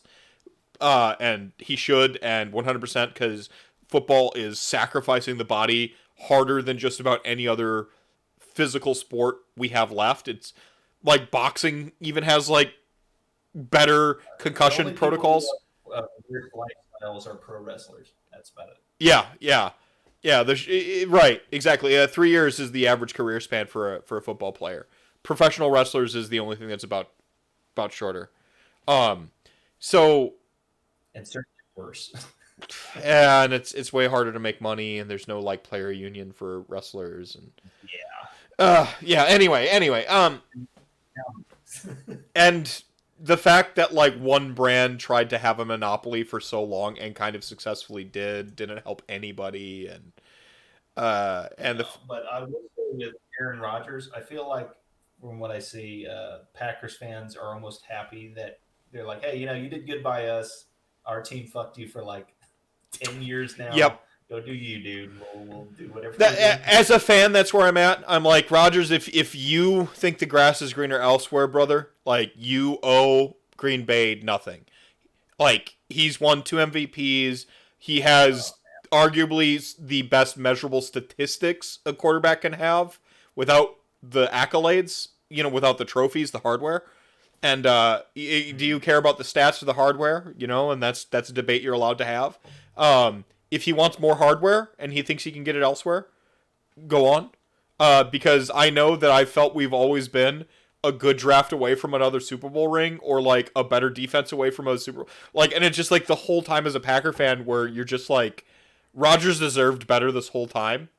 Like, yeah. And I'm like, if he's found that, like, that stacked defense with, like, offensive weapons and they don't have a quarterback and he can just, like what Tom Brady did, where, like, hey, look at this, like, team that just didn't have to spend money on, like, anything, and they just have just falling off of trees the best linebackers and quarterback. Like, fine. The old Madden team, yeah. Yeah, like, he's using all his microtransactions, he's got all the cards in the game. Yeah, like, if you can just go someplace that has, like, the deck already stacked in your favor, Rogers, do it, dude. I don't lament you. I will get mad at fans that, like, get mad at him. Like, I can't wait to see the Jamoke who's gonna burn his jersey in the street. It's like, yeah, those people are. Gave you life. I will say we've been talking about torture a lot today, and Tyrant Mania takes the cake by being a Jets fan. Tyrant Mania. That's real. Tyrant Mania is and that's the thing is like we've been a playoff contender the entire tenure of Rodgers' career, and that is a small market. His entire tenure, and that keeps you relevant.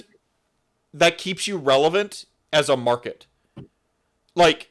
Because we're always in the playoffs, our team never fell out of marketability and and profitability. Never. And the entire tenure of Rodgers, like, and you gotta respect that. Like, you have large market teams like the Jets, I'm sorry, like, where they just the waxing and waning, and like, not like the hardcore fans are like always hardcore fans. The hardcore Packer fans are always going to be hardcore Packer fans. But it's a lot easier to watch it when you think your team has a chance at the playoffs, right? Oh yeah, like nothing like watching my Houston Texans go, 8-8. Oh wow, great job, everybody. Man. Well, hey, Tyrant Mania, if you play Slaanesh and you're a Jets fan, I will buy you a bottle of Prisoner. if you model the guy who's in the harp with a Jets jersey on, that would earn you a bottle of Prisoner from old SJ Arcade. So SJ Arcade, he can at you on Twitter at where? At me on Twitter at SJ Arcade. If you model your harp player with the guy who's the harp as a Jets fan, bottle of Prisoner from me. It'll probably be a PayPal payment, and you can figure it out from your end, because shipping wine is real sus. But I love it. Yeah, so yeah, I don't know. Like, if Rodgers goes and like Gutekunst and new coach think that they've got the next guy drafted already, fine, whatever. I'm ready. I go ahead. That's a real tangent, right? Is pack your chat. Yeah, I like sports ball. I'm a nerd, but I get nerdy about everything. It is I've been getting Astros updates this entire podcast, and another win. Yeah, there you go. Yeah. Oh, yeah. Yeah. I've kind of keyed out of like the Brewers for. Man, they just fallen into a malaise. They fly too close to this is the team that perpetually flies too close to the sun, and then just 3 years of shit. And then the 3 years of shit. It just over and over and over. But we do have 2 good starting pitchers now, which is something we haven't had my entire tenure of being a Brewers fan. So, hey. You could be the 10. We have a great bullpen. Like, that's something. That's not nothing. You could go to the first round of the playoffs every year and get spanked by the Yankees, like the 10s do. That's all right. again, as a small market team, that keeps you relevant, that keeps selling merch, that keeps you hoping. Anyway, go Bucks. Swift Hawk High Elves. I picked Sweet Rosso because it was a chance to get this category on there. You usually can find it with some effervescence, so a little bit of air in there. Riuniti Lambrusco is like the red wine on planet Earth. This thing from Italy to here, it's just a slosh down sweet red wine. You can get it in the jug if you dig the jug. The Rat King 750 tier is everyone's new favorite wine, Stella Rosa. This shit is sweet wine. This is 55 grams of sugar per glass. That's like drinking a Mountain wine. Dew. Yeah, this shit has the nutritional facts on the back. I wonder why. If you enjoy wine you could pour over a snow cone, Stella Rosa. And then Riscato is, you want that sweet, easy drinking wine, this is where you go. This is a brand that they launched out of Olive Garden. It was Olive Garden's house wine. And then it jumped from, all the Olive Garden's locations, hit Walmart shelves, and now it's one of the biggest brands on the planet. So Riscato is great. If you like Big Red, you'll like Riscato. Right on. And then now we go on to the Chaos. Oh, and a little shout out quick for Darkling Covens. They picked up Pinot Noir because I didn't list it anywhere else. Pinot Noir is a unsung, like you said, it's hard to get right, but once you find a Pinot Noir you like, stick with it. It's like Pinot Noir is rewarding. The Dr. Dark match with his poor Andrew Luck. Imagine being the Texans and just always sucking every year. How about that? How about never getting a if generational player, he's going to be in jail. Well, like Rodgers goes to the Texans. Like Rodgers has kept like bad Packers teams relevant. Like we don't have a WAR statistic or win over replacement statistic. His, by all the amateur mathematicians out there, is absurd. So like good coaches tend not to win you extra games, they just don't lose you games, is how that works. And like a good coach wins you about two extra games a season, right? Because it's such a, like, the way the math for like football, it's just distilled over so many players and so many like things. And like QB is one of the ones that has like the highest impact to the field, but still like a good QB is like worth about a +2. Rodgers at a +4. Yeah, like a Tom Brady's about a +2. About the relevant pull, that kind of stuff, because football is such an any given Sunday roll the ball out. Who knows what's going to happen? Yeah, and the football bounces the other direction because physics. And Tyrant Mania with the hard call out. Yes, I listed Burgundy and Pinot Noir, even though technically Slaves to Darkness, as we move into Chaos, that Burgundy for Franzia is technically, like I said earlier, Zinfandel. So take that. So you go with the Franzia box, the Franzia Burgundy, huh? For Slaves to Darkness. Yeah, you could drink with it and cook with it. It's beautiful. So why'd you go Burgundy for Slaves to Darkness? So you described what Burgundy was to us before. In America, this tends to be... It's the French word for red wine from a region that Americans just slapped on the front of a box. And they didn't get called out like Champagne did, because Burgundy didn't care. With Burgundy here, much like with Stormcast Eternals, went with a big red category that everyone enjoys. Everyone likes Slaves to Darkness. Their model line's sweet. Yep. Super metal. They play great. Yeah, they're Nathan Explosion, the army. It's great. Any chance I could get to put Fat Ass on any list, it's the most adorable little cheapy French Burgundy with a hippo sitting and squashing the label. Love Fat Ass. Yeah, if you find the label, it's adorable. And then the biggest Burgundy, even though it will be not labeled as such, even though you can find the Burgundy, Louis Jadot Beaujolais Village is one of the biggest French red wines on the planet, especially volume. Should be fairly easy to find. Again, that is Louis Jadot Beaujolais Village. So if you find something in there with a lot of words on it, it's probably that one.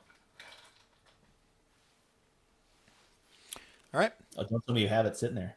No, I was gonna hit the sake again because I'm like that was Nice. pretty tasty. So Then we go to corn Merlot. This is the category that one stupid Oscar-winning movie killed. Much like one rule in corn that you have to spend all your blood type points every time you use them is stupid. amazing, amazing. So this is this is what every American used to drink. Merlot used to be the category for red wine. And then Cabernets and red blends came in and knocked it out. You know, people like to mention Sideways. That just was a happy accident right around the time the wine industry shifted away from Merlot. It's still a delicious category, nice dry. Drink it, pour it in your spaghetti sauce, drink some more. It's delicious. Went with some suggestions. Boda Box, again, get on the box wine train. Columbia Crest, there might be a 2-vine series from them that's also delicious. And then if you want to get the Merlot of Merlots, the King of Kings, Duckhorn Napa Merlot, you're probably spending in the mid 30s to 40s. This is what dictionary textbook Merlot tastes like. This is what, how they have in France, they have the kilogram, like in a box somewhere. This is the thing that weighs 1 kilo that everything is based off of. This is the Merlot. Right on. Duckhorn Napa. I've had this one. It's good. Like, as described. All right, so Maggot King of Nurgle.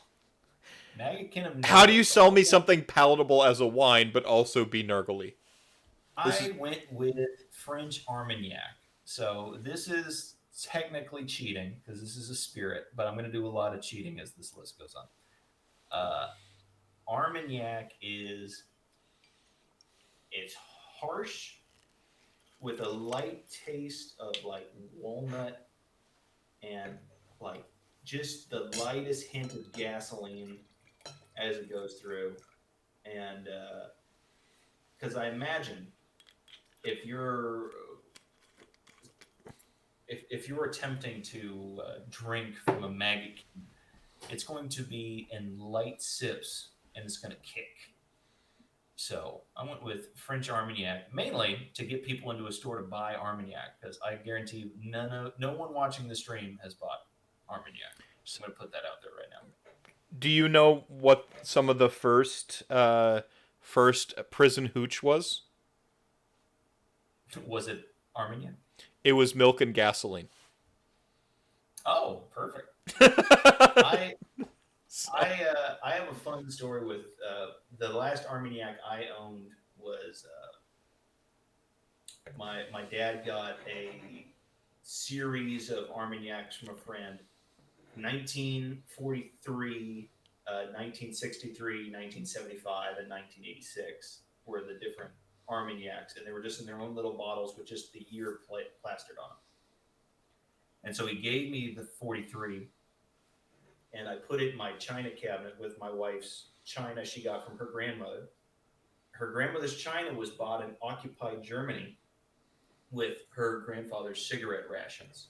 He would use his cigarette rations, bought a china set in occupied Germany, and brought it home with him to his new wife back in the States. So I had occupied France Armagnac because it was bottled in 1943. So that means Germany was still sitting in France, sitting next to occupied Germany China as this weird little dichotomy of we're not our own country anymore. And man, drinking it from 1943 to I finished drinking it 2 years ago. The intensity of that gasoline goes way up after 70 years. Yeah, crazy. Disciples of Tzeentch, Hedonites of Slaanesh, we mentioned both, and then Skaven, you land on just Carnacha. Carnacha. So I imagine it's fun to be a Skaven and say the word Carnacha. What is Carnacha? It's a Spanish varietal.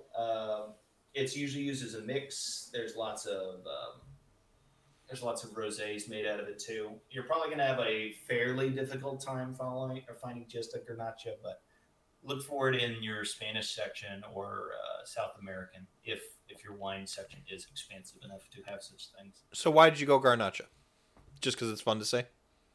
Mostly fun to say. Mostly, again, when you handicap yourself with different red wine categories and you want to use as many of them as you can, they kind of stick in different places. But the mixing quality of this is like it gives a lot of hunkiness to wines, so you can get some like the lightest of musk. If you have too much musk in your wine when you're smelling it, it's another chance that it might be corked. So it gives the correct amount, if that makes any sense.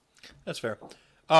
See, I would have went with a jelly packet wine for Skaven. Yes, where you can make the hooch out of the jelly packets, and which begs the question: where do you get the yeast? If you're, I know where you get it, out of the baking. Why do I know so much about making prison liquor? Yeah, I mean, just think if your cellmate maybe doesn't bathe well, you may have some yeast with him. Probably, or you get it out of like literally just the kitchen because the bread they make bread there sometimes. Oh, sure. Yeah. So, but like also yeast is open air. Yeast will form open air. You don't get a ton of it like concentrated, like you want, but yeast is it's around. So the not well bathed cellmate might go a long way. Hit prison hooch made in the toilet. Well, that's where it's made. Where else would it be made? Yeah, that's the perfect. Like literally, that's where you make it. Like you put the plastic bag in the toilet, and then like you don't. Then you don't. Yeah, and then you don't use the toilet. You only use the shower for your bathroom breaks. And I have my uncle told me about this. So moving on, death. Now we get to the best Grand Alliance. Yes, the star of the show, and man, you're gonna have such a great week when they give you even more Soulblight next week. Oh, well, this is. I suspect this is a precursor. I think May is Soulblight. By the way, I think Soulblight drops this coming month. So if you're watching this from the future, you're welcome. Or I'm so very mad I was wrong, but not really. Hi, YouTube. But I think it's coming May. Yeah, so death. So not a whole lot of people with flesh in this category. So it had to get creative with the blood. Night haunts. So distilling the essence of ghosts is difficult. So I went with the fact that if you probably, again, squeezed as many ghosts into a barrel as you could and squeezed them for whatever delicious ectoplasm and burned it up, got the ethanol up, and poured it out, it would probably come out as a very delicious, smooth tasting vodka. And my personal suggestion is the Crystal Skull, because you get a sweet skull bottle out of the deal. Hey, yeah, it doesn't taste shabby. Yeah, and you got that featured there. You went with Taka for your volumetric. Because Taka is it don't get much cheaper than Taka vodka. Fleischmann's. Oh, Fleischmann's. I mean, but Fleischmann's technically isn't vodka. It's neutral grain spirits. It's not the same thing. That's like when you go to the frozen food section and it's like pizza and wings with a Y instead of an I. It's like, oh god, you couldn't even make chicken wings, man. Like you can't even make vodka. It's so cheap. Yeah, it's not even vodka. Yeah. Fleischmann's is not even vodka, by the way. It is neutral grain spirits. So it wouldn't count for this list, which is why Taka is probably better. My go-to is Svedka, by the way, or Stoli. But Stoli is a little bit more expensive and sometimes harder to find. And now they're on the flavor train. I'm not okay with the flavor train. I'm a fan of the flavor train because I'm lazy and I don't know how to make cocktails. So the reason you're seeing, not only because women coming into the vodka category is gigantic, so they went with flavored, and obviously there's a big demographic there. But you'll also see with the flavors, they reduce the amount of alcohol in the vodka Yes. to get the flavor to come out. Because they were finding they throw these flavors in, they were still 80 proof, and they weren't getting any return because they was like, well, yeah, I get cherry, but I also get like harsh vodka tones. So they dropped it down to 30% alcohol. And now they taste delicious. Like I could have a glass of this double chocolate 360 vodka I have sitting in my fridge just on ice. It's delicious, but it's only 30%. So somebody in chat gang recommended Screwball to me. Was it you initially? This would have been like almost a... No. Okay. I do like Screwball, but I don't know if I've ever suggested it to anyone. Okay. All right. Somebody in chat gang suggested Screwball to me once, and I'm like, I went out and I tried it, and this is a flavored whiskey, which is now starting to come in because like flavored vodkas is the new hotness. Yeah. This is like the thing. Yeah, Stoli makes the flavored ones. Yeah, Stoli goes like hard in the paint for the flavored ones now. Svedka less so. 3 olives, Svedka 360. Everybody wants a piece of a Seagram's. Everyone wants the flavored vodka market. Whoever wins the flavored vodka market rules. Also, if you're winning the flavored vodka market, you're winning the hard tonic or the hard soda water market. That's where you're I mean, that's what's in your essentially what's in your like White Claws and stuff. It's vodka with soda water, like flavored soda. Seltzer's on the rise. COVID hits, so you can't go to a bar to make a mixed drink. Boom, seltzers to the moon. Yeah. Like, God. Yeah. Seltzer, that category is insane right now. Oh, I thought it was just like so there was a wine brand called like Skinny Girl Wine or Skinny Jeans Wine or something like that. Skinny Girl. Yeah, fell off. I thought that was around. I thought that was going to stick around. And then when the sort of like hard seltzers arrived, I'm like, oh, this is a fad, just like Skinny Girl. No, that one like landed hard, and like I get it because like now I'm in the store, and I'm trying to lose weight again. I mean, I'm fucking rocking this outfit tonight. I think everyone can agree. I believe the word's killing it. Killing it. No, I like. And, like, I get into the store, and I'm like, okay, so, like, during layoff period, I buy, like, 30 packs of, like, Hams or PBR, or, like, beer that is dirt cheap, but still tastes kind of like it is beer, right? But, like, the calories in something like a PBR or, I'm just like, man, if I crush a 30-pack this weekend, I've had 16 meals. Yeah. And that's a lot of burger. Right, yeah. And so I'm like, okay, but if I buy a 6-pack of like good beer and I drink like 2 of them like 2 or 3 of them each night, okay, like I maybe don't get as like slosh, but I might catch a buzz if it's a high ABV, which is why I lean towards stouts and porters. I might catch a buzz, might not, depends on like my mood and what I ate. But then I don't like eat 16 steaks in a weekend. So like I've moved away from like what I used to call my layoff beer, because I'm like, oh yeah, I'll buy like a case and this will last me for like, a chunk of my layoff check.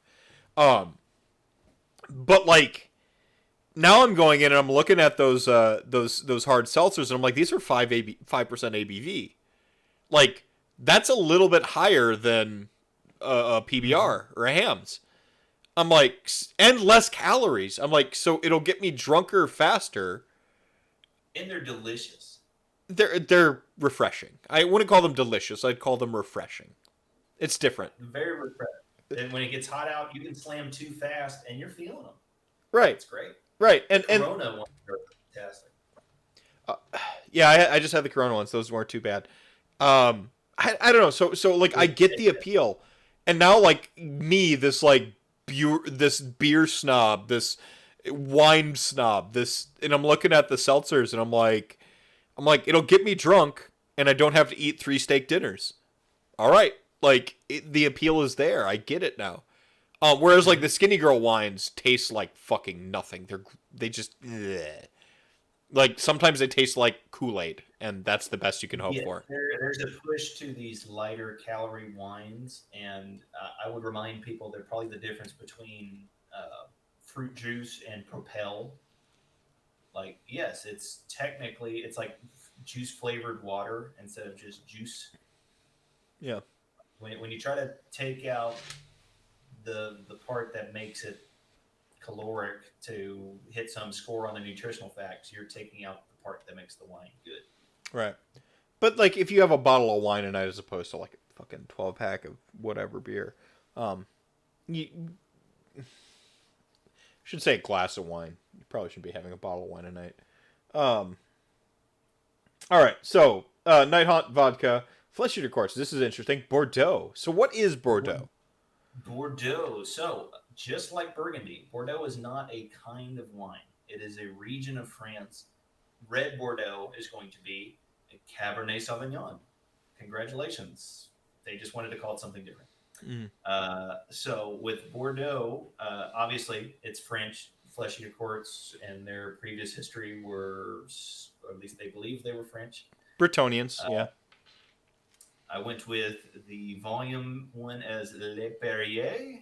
This is the highest volume sales French wine on planet Earth. Very good red. Mouton Cadet is $7-8 solid French red wine. And then I left the Noble open because French Bordeaux is an adventure. Much like going into the catacombs of the flesh eater quartz, if you want to go find yourself a great high dollar Bordeaux, jump in with both feet, because everyone's experience is going to be different.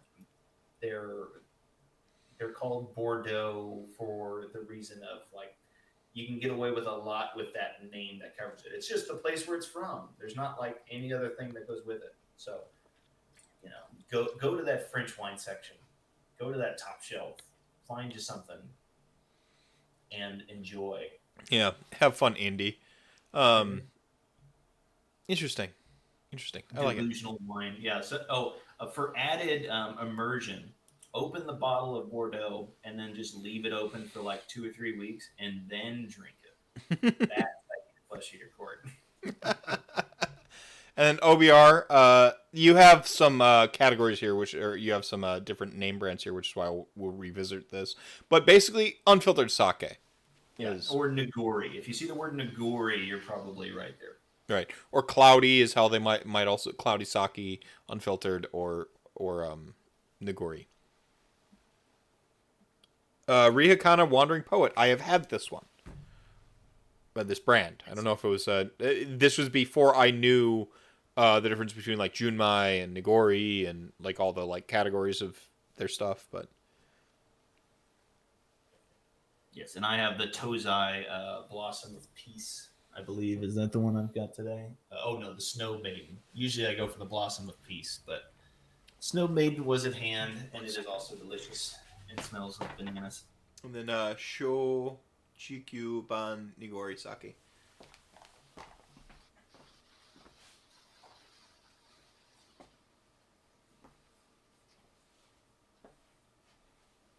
Gotta say, the raining outside is really adding to my immersion of this spooky wine tasting.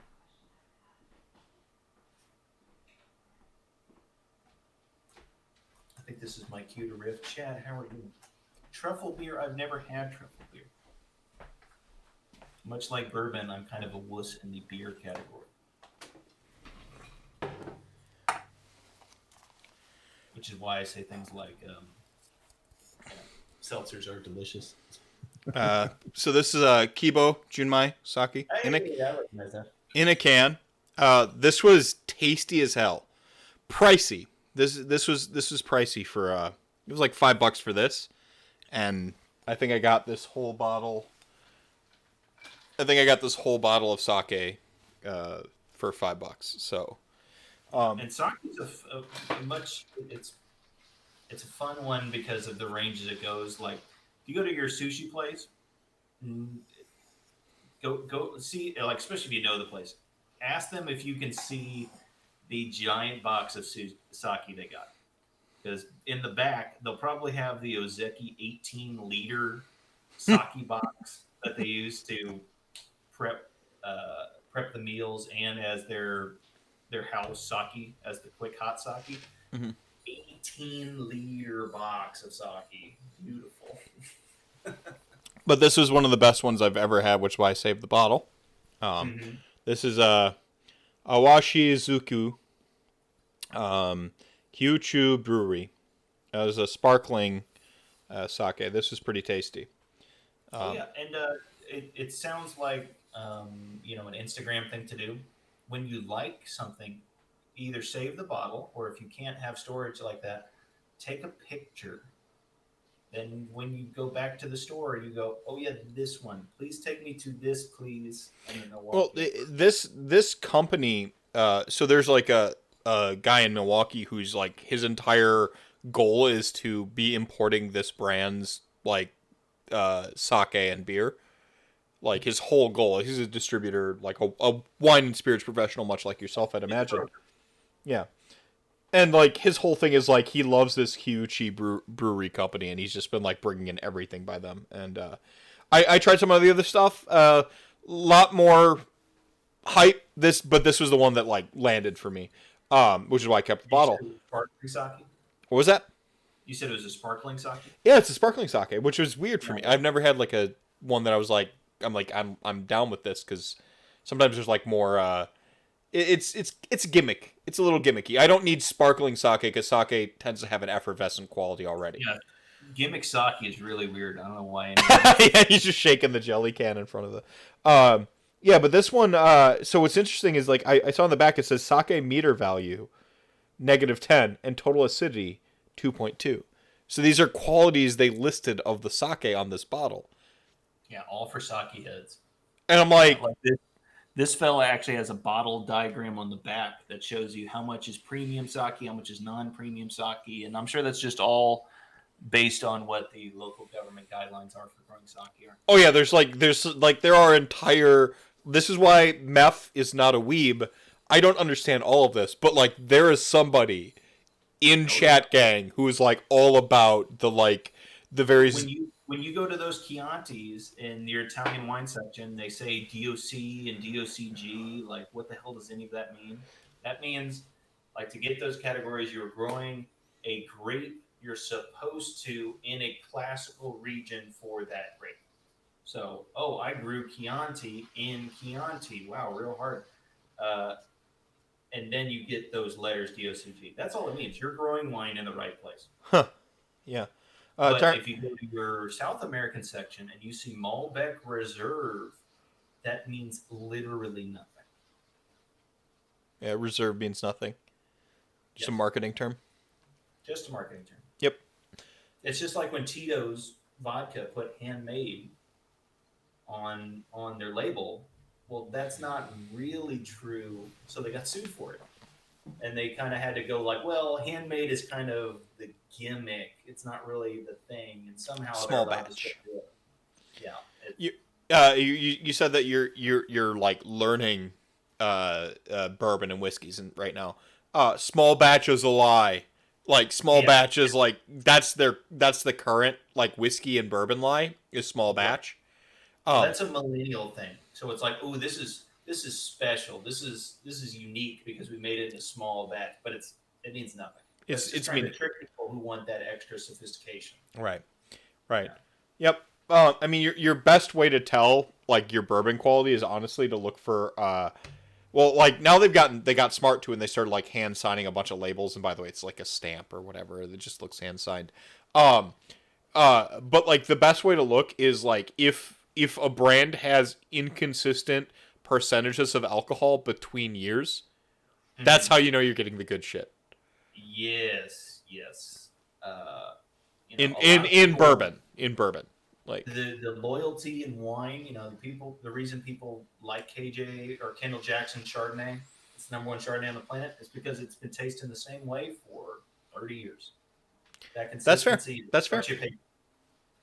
And when you want people who are making a handcrafted product, you want it to taste different each time you buy it. Yeah. Like my $250 champagne, they don't make a vintage every year.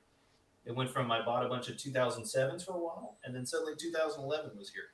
They only make it when they get it perfect. Yeah. So No. you want consistency. Sometimes you want non-consistency. Well, you talked about the consistency sometimes, and sometimes you want the thing. That's the Prisoner versus the Menage a Trois Midnight, right? Like the Menage a Trois Midnight is like, I know what I am buying into because they've blended it to land, like somebody's sitting there with a cask of the stuff, and like he's got the grapes and he's got a couple different versions of it sitting there, and he takes and he's sipping at various parts throughout the fermenting process, and he goes, "This is it. This is the one." Or add a little bit more of add a little bit more like, take barrel 7, add it to this, yeah, add it to that, yep, add it to this. yep, Yeah. to get that. If you like this one, the continued reading of the Prisoner series, go anywhere and ask for Orin Swift wines, because again, this is now moving into that consistency part. The Constellation owns them. They want to always produce the Prisoner wine, which is delicious. So if you want to have this, if you're looking for it to jump around to get unique and try new things, go to the original winemaker, Orin Swift. He's still making wines. He's still crazy. Awesome. I mean, art and it's a weird misnomer. I don't think genius and crazy and art and crazy are synonymous. I think we've allowed our creative culture to abuse people with that misnomer a little bit. But there's something to be said for like a neuroses for creating, for like only doing the thing, Like, and winemakers fancy themselves rock stars, especially the ones who really poured in. Having met many of them, they're a unique human. Yeah, that's awesome. So yeah, Osir OBR. So Orok War Clans. We're in destruction now. This is rounding out our list. Carmenere, one of my absolute favorite categories of wine. This is another one that's usually used as a back mixer to add a little dry. Drinking straight Carmenere, though, when you get it right, it's that beautiful dry and like leather handbag. It's not for the newbies. If you started wine tonight and you're like, man, this Menage a Trois is great, wouldn't go to Carmenere next. I would keep fumbling around, try Zinfandel out, try Merlot, and then try Carmenere, because man, that dryness is love it. Life affirming. And then Gloomspike gets, I feel like you cheated here. Oh, total cheat. But what else do you do with Gloomspike gets? Like, of course, if you sucked on a goblin's neck, the blood you got out of a goblin is probably going to either kill you or hit you like a brick. So you're gonna go crazy. Yeah, like this is like drinking pure grain alcohol. Like you're gonna see some stuff. I don't want maybe absinthe, but I like it. Wormwood, absinthe. Yeah. Or yeah, maybe.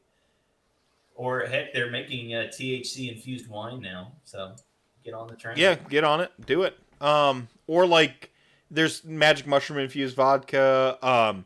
There's actually mushroom meads, but I know you're trying to keep it red, but moonshine isn't red, so moonshine mead or mushroom meads. There's like a bunch of like I had a mushroom beer the other day. The other day, it was like a fucking year ago. Yeah, Dr. Darkmatch was talking about a truffle beer. Yeah, I had like a truffle beer, and I'm tasting mushrooms. I was drinking it the whole time. I spent the entire time drinking it and going like, this tastes like mushrooms. Why do I keep drinking it? Like, it was the weirdest experience beer I've ever had. In terms of like a beer, it was just like... Tyrant Mania has finished the bottle of Prisoner. Ooh. Congratulations, Tyrant. Cheers. I believe his tag team partner is there as well, so he's okay. Good. I did a saldo, and then I worked back to the gnarly head, because my methodology for drinking good wine is drink the good wine first, and then drink the lower quality wine once you've started to like lose your palate. This is why I like Spotted Cow, the beer, because Spotted Cow, made here in Wisconsin and illegal to sell elsewhere, Not illegal to drink elsewhere, by the way. I can bring you a 6-pack or 12-pack at tournaments, and I often do. Because no matter where I'm at in the evening, if I drink a spotted cow, I know I'm drinking a spotted cow. Like, Yes. and that is something uniquely Wisconsin. It's like a reality check for like the professionals that are Wisconsin drinkers. You're just like, oh, boom, okay, I can still taste spotted cow. I'm not past the point of no return.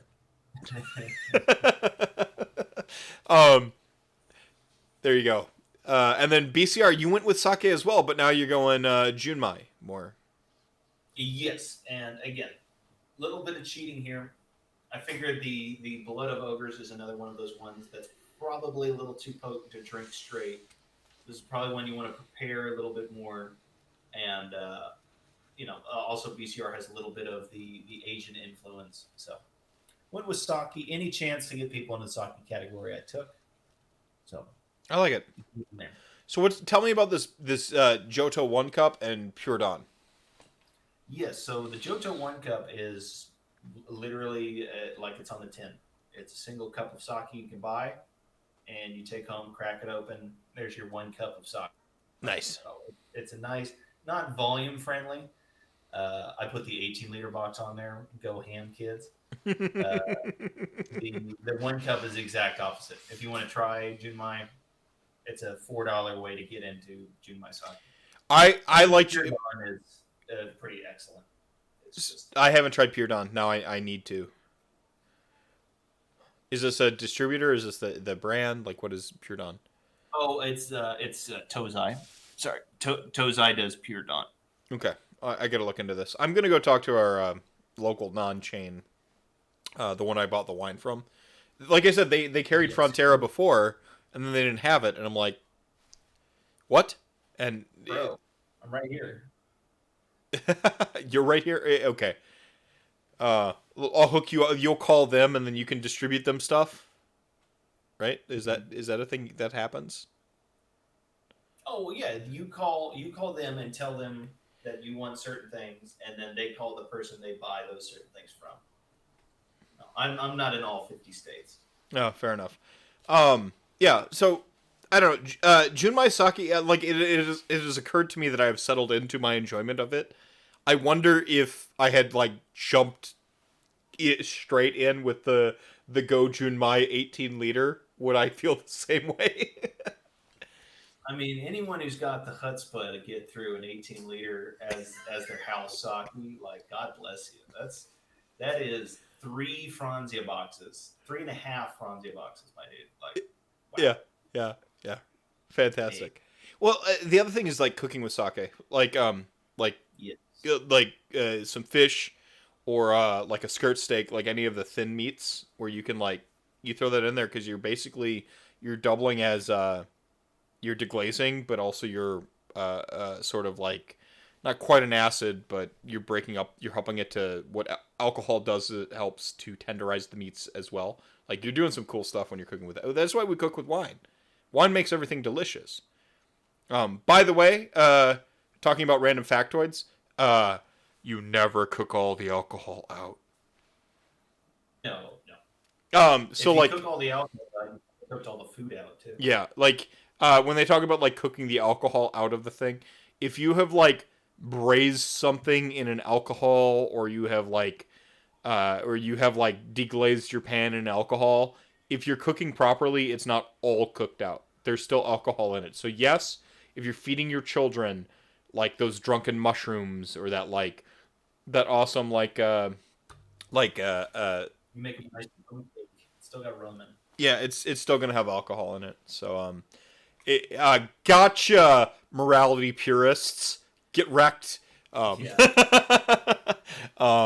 Another point for the atheist. and then guts. That's I went with Saint Gervais because again, I wanted 2-part. I wanted one that you get in a big container. The big Carlo jug's always beautiful, but also Italian reds are famous and still exist because not only are they some of the oldest red wine varietals on the planet and growing areas, but like red wine as a category was built as an additional acid for your food. Italian diet in Italy big fats, big, olives, big breads. So you need stuff to break that down. And so they pour on the Lambrusco and the Sangiovese to basically assist in digestion. Yeah. And if anyone needs an assistance in digestion, it's the guts. Yeah. Right on. No, fantastic. And that goes back, that ties back into the cooking with wine and stuff, because you're helping break down the stuff ahead of time. It's not just a flavor. No, it is a negligible amount. It is a negligible amount, because like like a cup of port. You pour a cup of port into your onions for French onion soup, and volumetrically what you have by the end of it is like distilled out to less than cough syrup, right? Like it's, but the point is it's not like you don't cook it all the way gone. You distill it. Right. You like disperse it. Like if you've cooked out all the alcohol out of the thing that you're putting the alcohol into, you've done it wrong. Yeah, like if you had that weird Russian Alcohol's Anonymous pill that makes you like violently ill if you touch alcohol, then avoid. Yeah, avoid the vodka sauce, which I thought wasn't actually made with vodka, and then I found out is made with vodka. You have to find that with most things human, that the name is just because they're lazy. It's not because of some kind of creativity. I'm like, no, like this is just like a tomato sauce. And I'm like, no, and here's the part where we add the vodka. And I'm like, I don't know what is reality anymore. So apparently I had some moonshine. So this is the part where we've done a whole AOS RantCast. We've talked about wine. We've got people through a full 35, well, like 30-ish armies of wine tastings and so on and so forth. And I hope that people go on to like go on their own journey, really. Like we've given you some tools, I hope. I think one of the most pertinent things you said is that like acquired taste is a weird descriptor to me. It's a weird way to like characterize something. There. Hey, we're back. Hello, everybody. You can see our beautiful faces again. It's odd to me to characterize something as like an acquired taste. I don't know what that means. Does it mean it sucks until you make it good? I don't get it. Like, no, it's more like if this is the only real Halo merch that's ever existed. I made him make Halo merch. I told him how to do it. I told him what site to use. I told him which sites. I said, here's like 6 sites, and like, and then I gave him the like, because I'm not about like telling people what to think. I'm just like, here are your options. Like here's the like. I'm like, this site has some like weird like propaganda around it. I'm like, I haven't read into it, but like that's what's going. He's like, nope to that one. I'm like, okay, like you could like side with them or against them, and like he's nope to that one because there's anything going on around it whatsoever. I don't care. Like so just like immediately in Halo-ian fashion, just like dismissed it because it had any extra complications. No, fuck that. And they're like, oh, here's these ones, and like these ones have like a super high markup, but like they pay their workers better, like so like you don't see as much of a kickback on your like your merch as this, and like this is the standard one, and like I laid out like a bunch of them, and he went with the one that like paid their workers the most, and like he sees the least kickback, and I was like, that sounds like respect, Halo, respect. Well, he just knows people with t-shirts.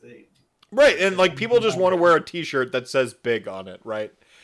Big. And like it's just all it's gonna say is just big in all like yellow, the ugly, like not even like just a stock font, not even a font he's drawn. Black yeah, square. Yeah, Like he printed it himself in his garage. Yeah, I can't wait. I can't wait.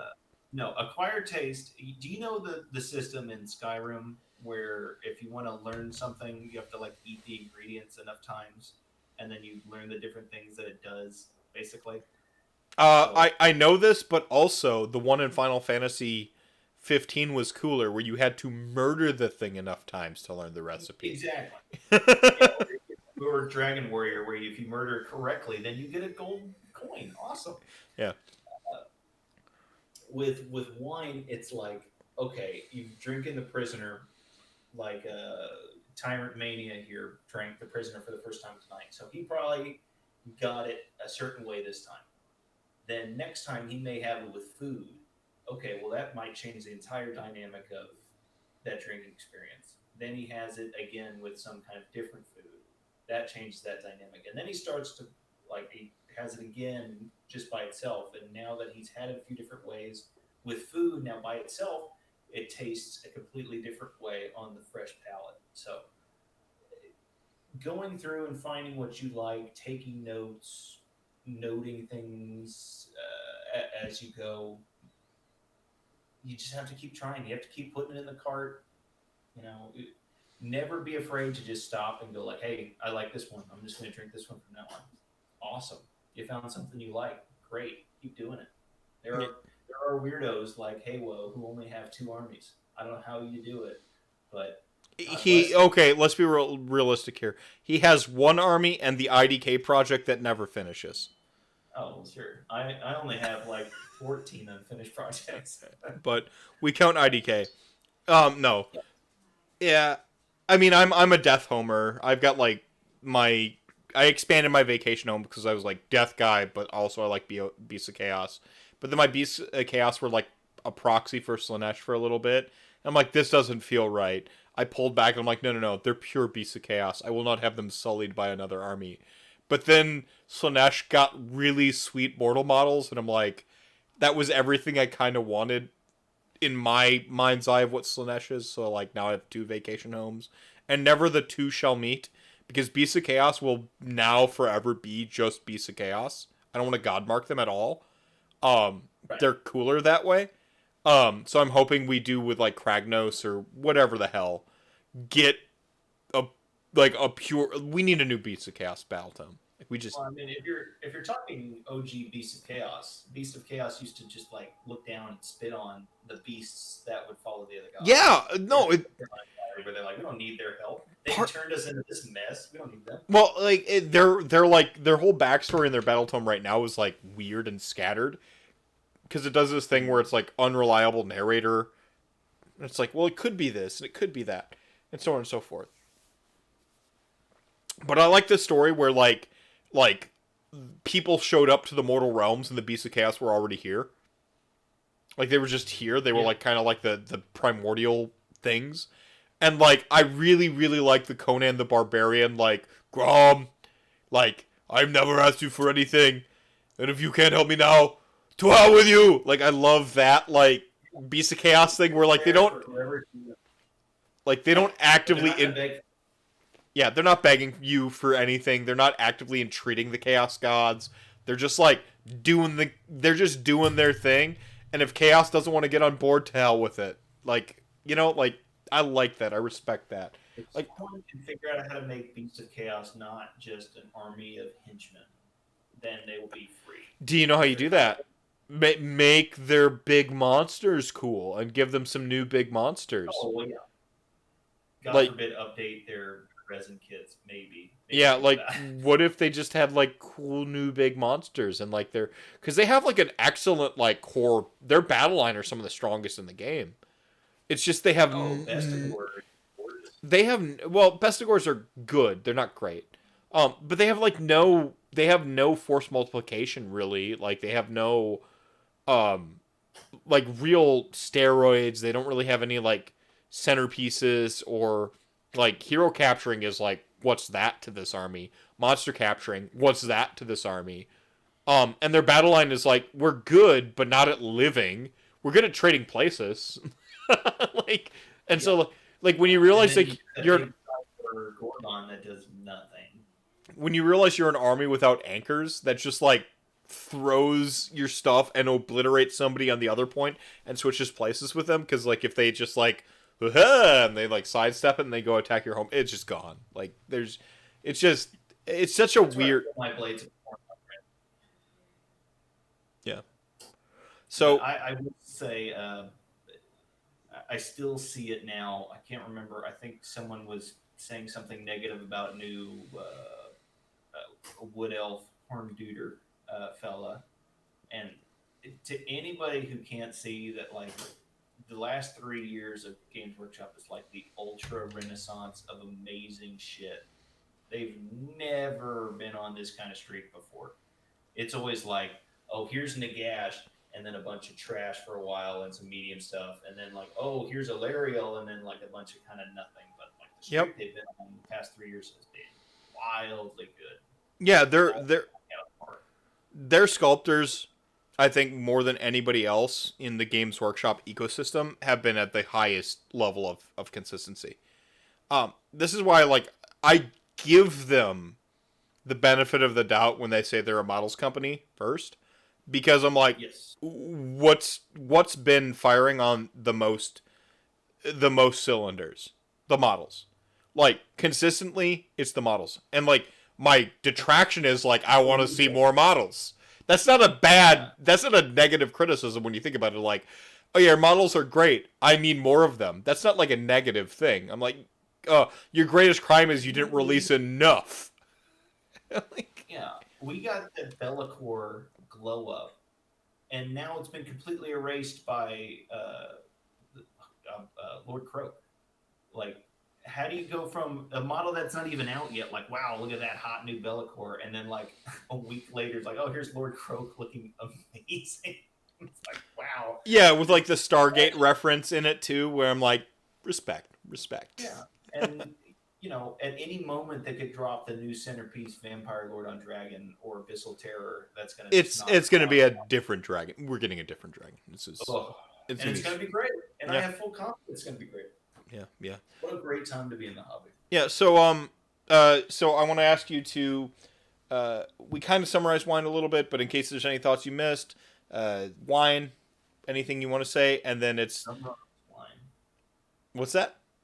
Summarize wine. It is rotten grapes in a bottle. Boom. And then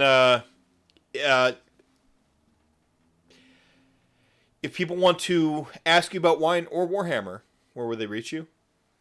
They will reach me at SJ Arcade, like the letters SJ and the place that no one goes to anymore, the arcade. So sad. And then final digital soapbox moment. It can be unrelated to Warhammer. It can be Warhammer explicit. Your final soapbox.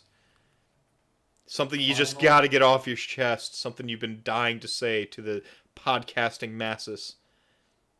Where I confirm that, yes, in fact, as a Warhammer 40k fan, I am a fascist, and this is the point of when I come out as such. Oh man, we can't be friends got anymore. to the end. No, being a fascist. No, don't be a fascist. Like that's the only hard line I have. Like I'll be like, yo, dude, like conservative. Sure, let's talk. Like I have some fiscal conservative values, but you're just a straight fascist. Now we can't be friends. Like that's the hard line. It's fascism. I've got my Inquisition seal right here. It's been the Inquisition all along. Anyway, for real, wine is hard, and you're not going to drink stuff you like all the time. And you're going to try more expensive stuff sometimes and go, "Well, that didn't do it for me. That's a bummer." It's not expensive wine's fault. Sometimes it underdelivers. Sometimes it's not for you. It happens. Get out there, try new stuff. You have my permission. Right on. And I, of course, have been the magical... Wait, nope. I'm the magnificent Marquis Mephisto. Not... That other Mephisto will be back next week. This has been a different Mephisto. Right. I have several avatars, you might say. Like some sort of Lich King that would, like, project multiple... Anyway, y'all know this part. Yeah, y'all have heard this part. Chat gang, you're the show within the show. You're the reason we do this part. You're the reason we do this whole thing. Drink your milk, pay your taxes, find some wine. Drink some wine. It's delicious. Unless, you have health reasons or very, very other good reasons to not drink wine.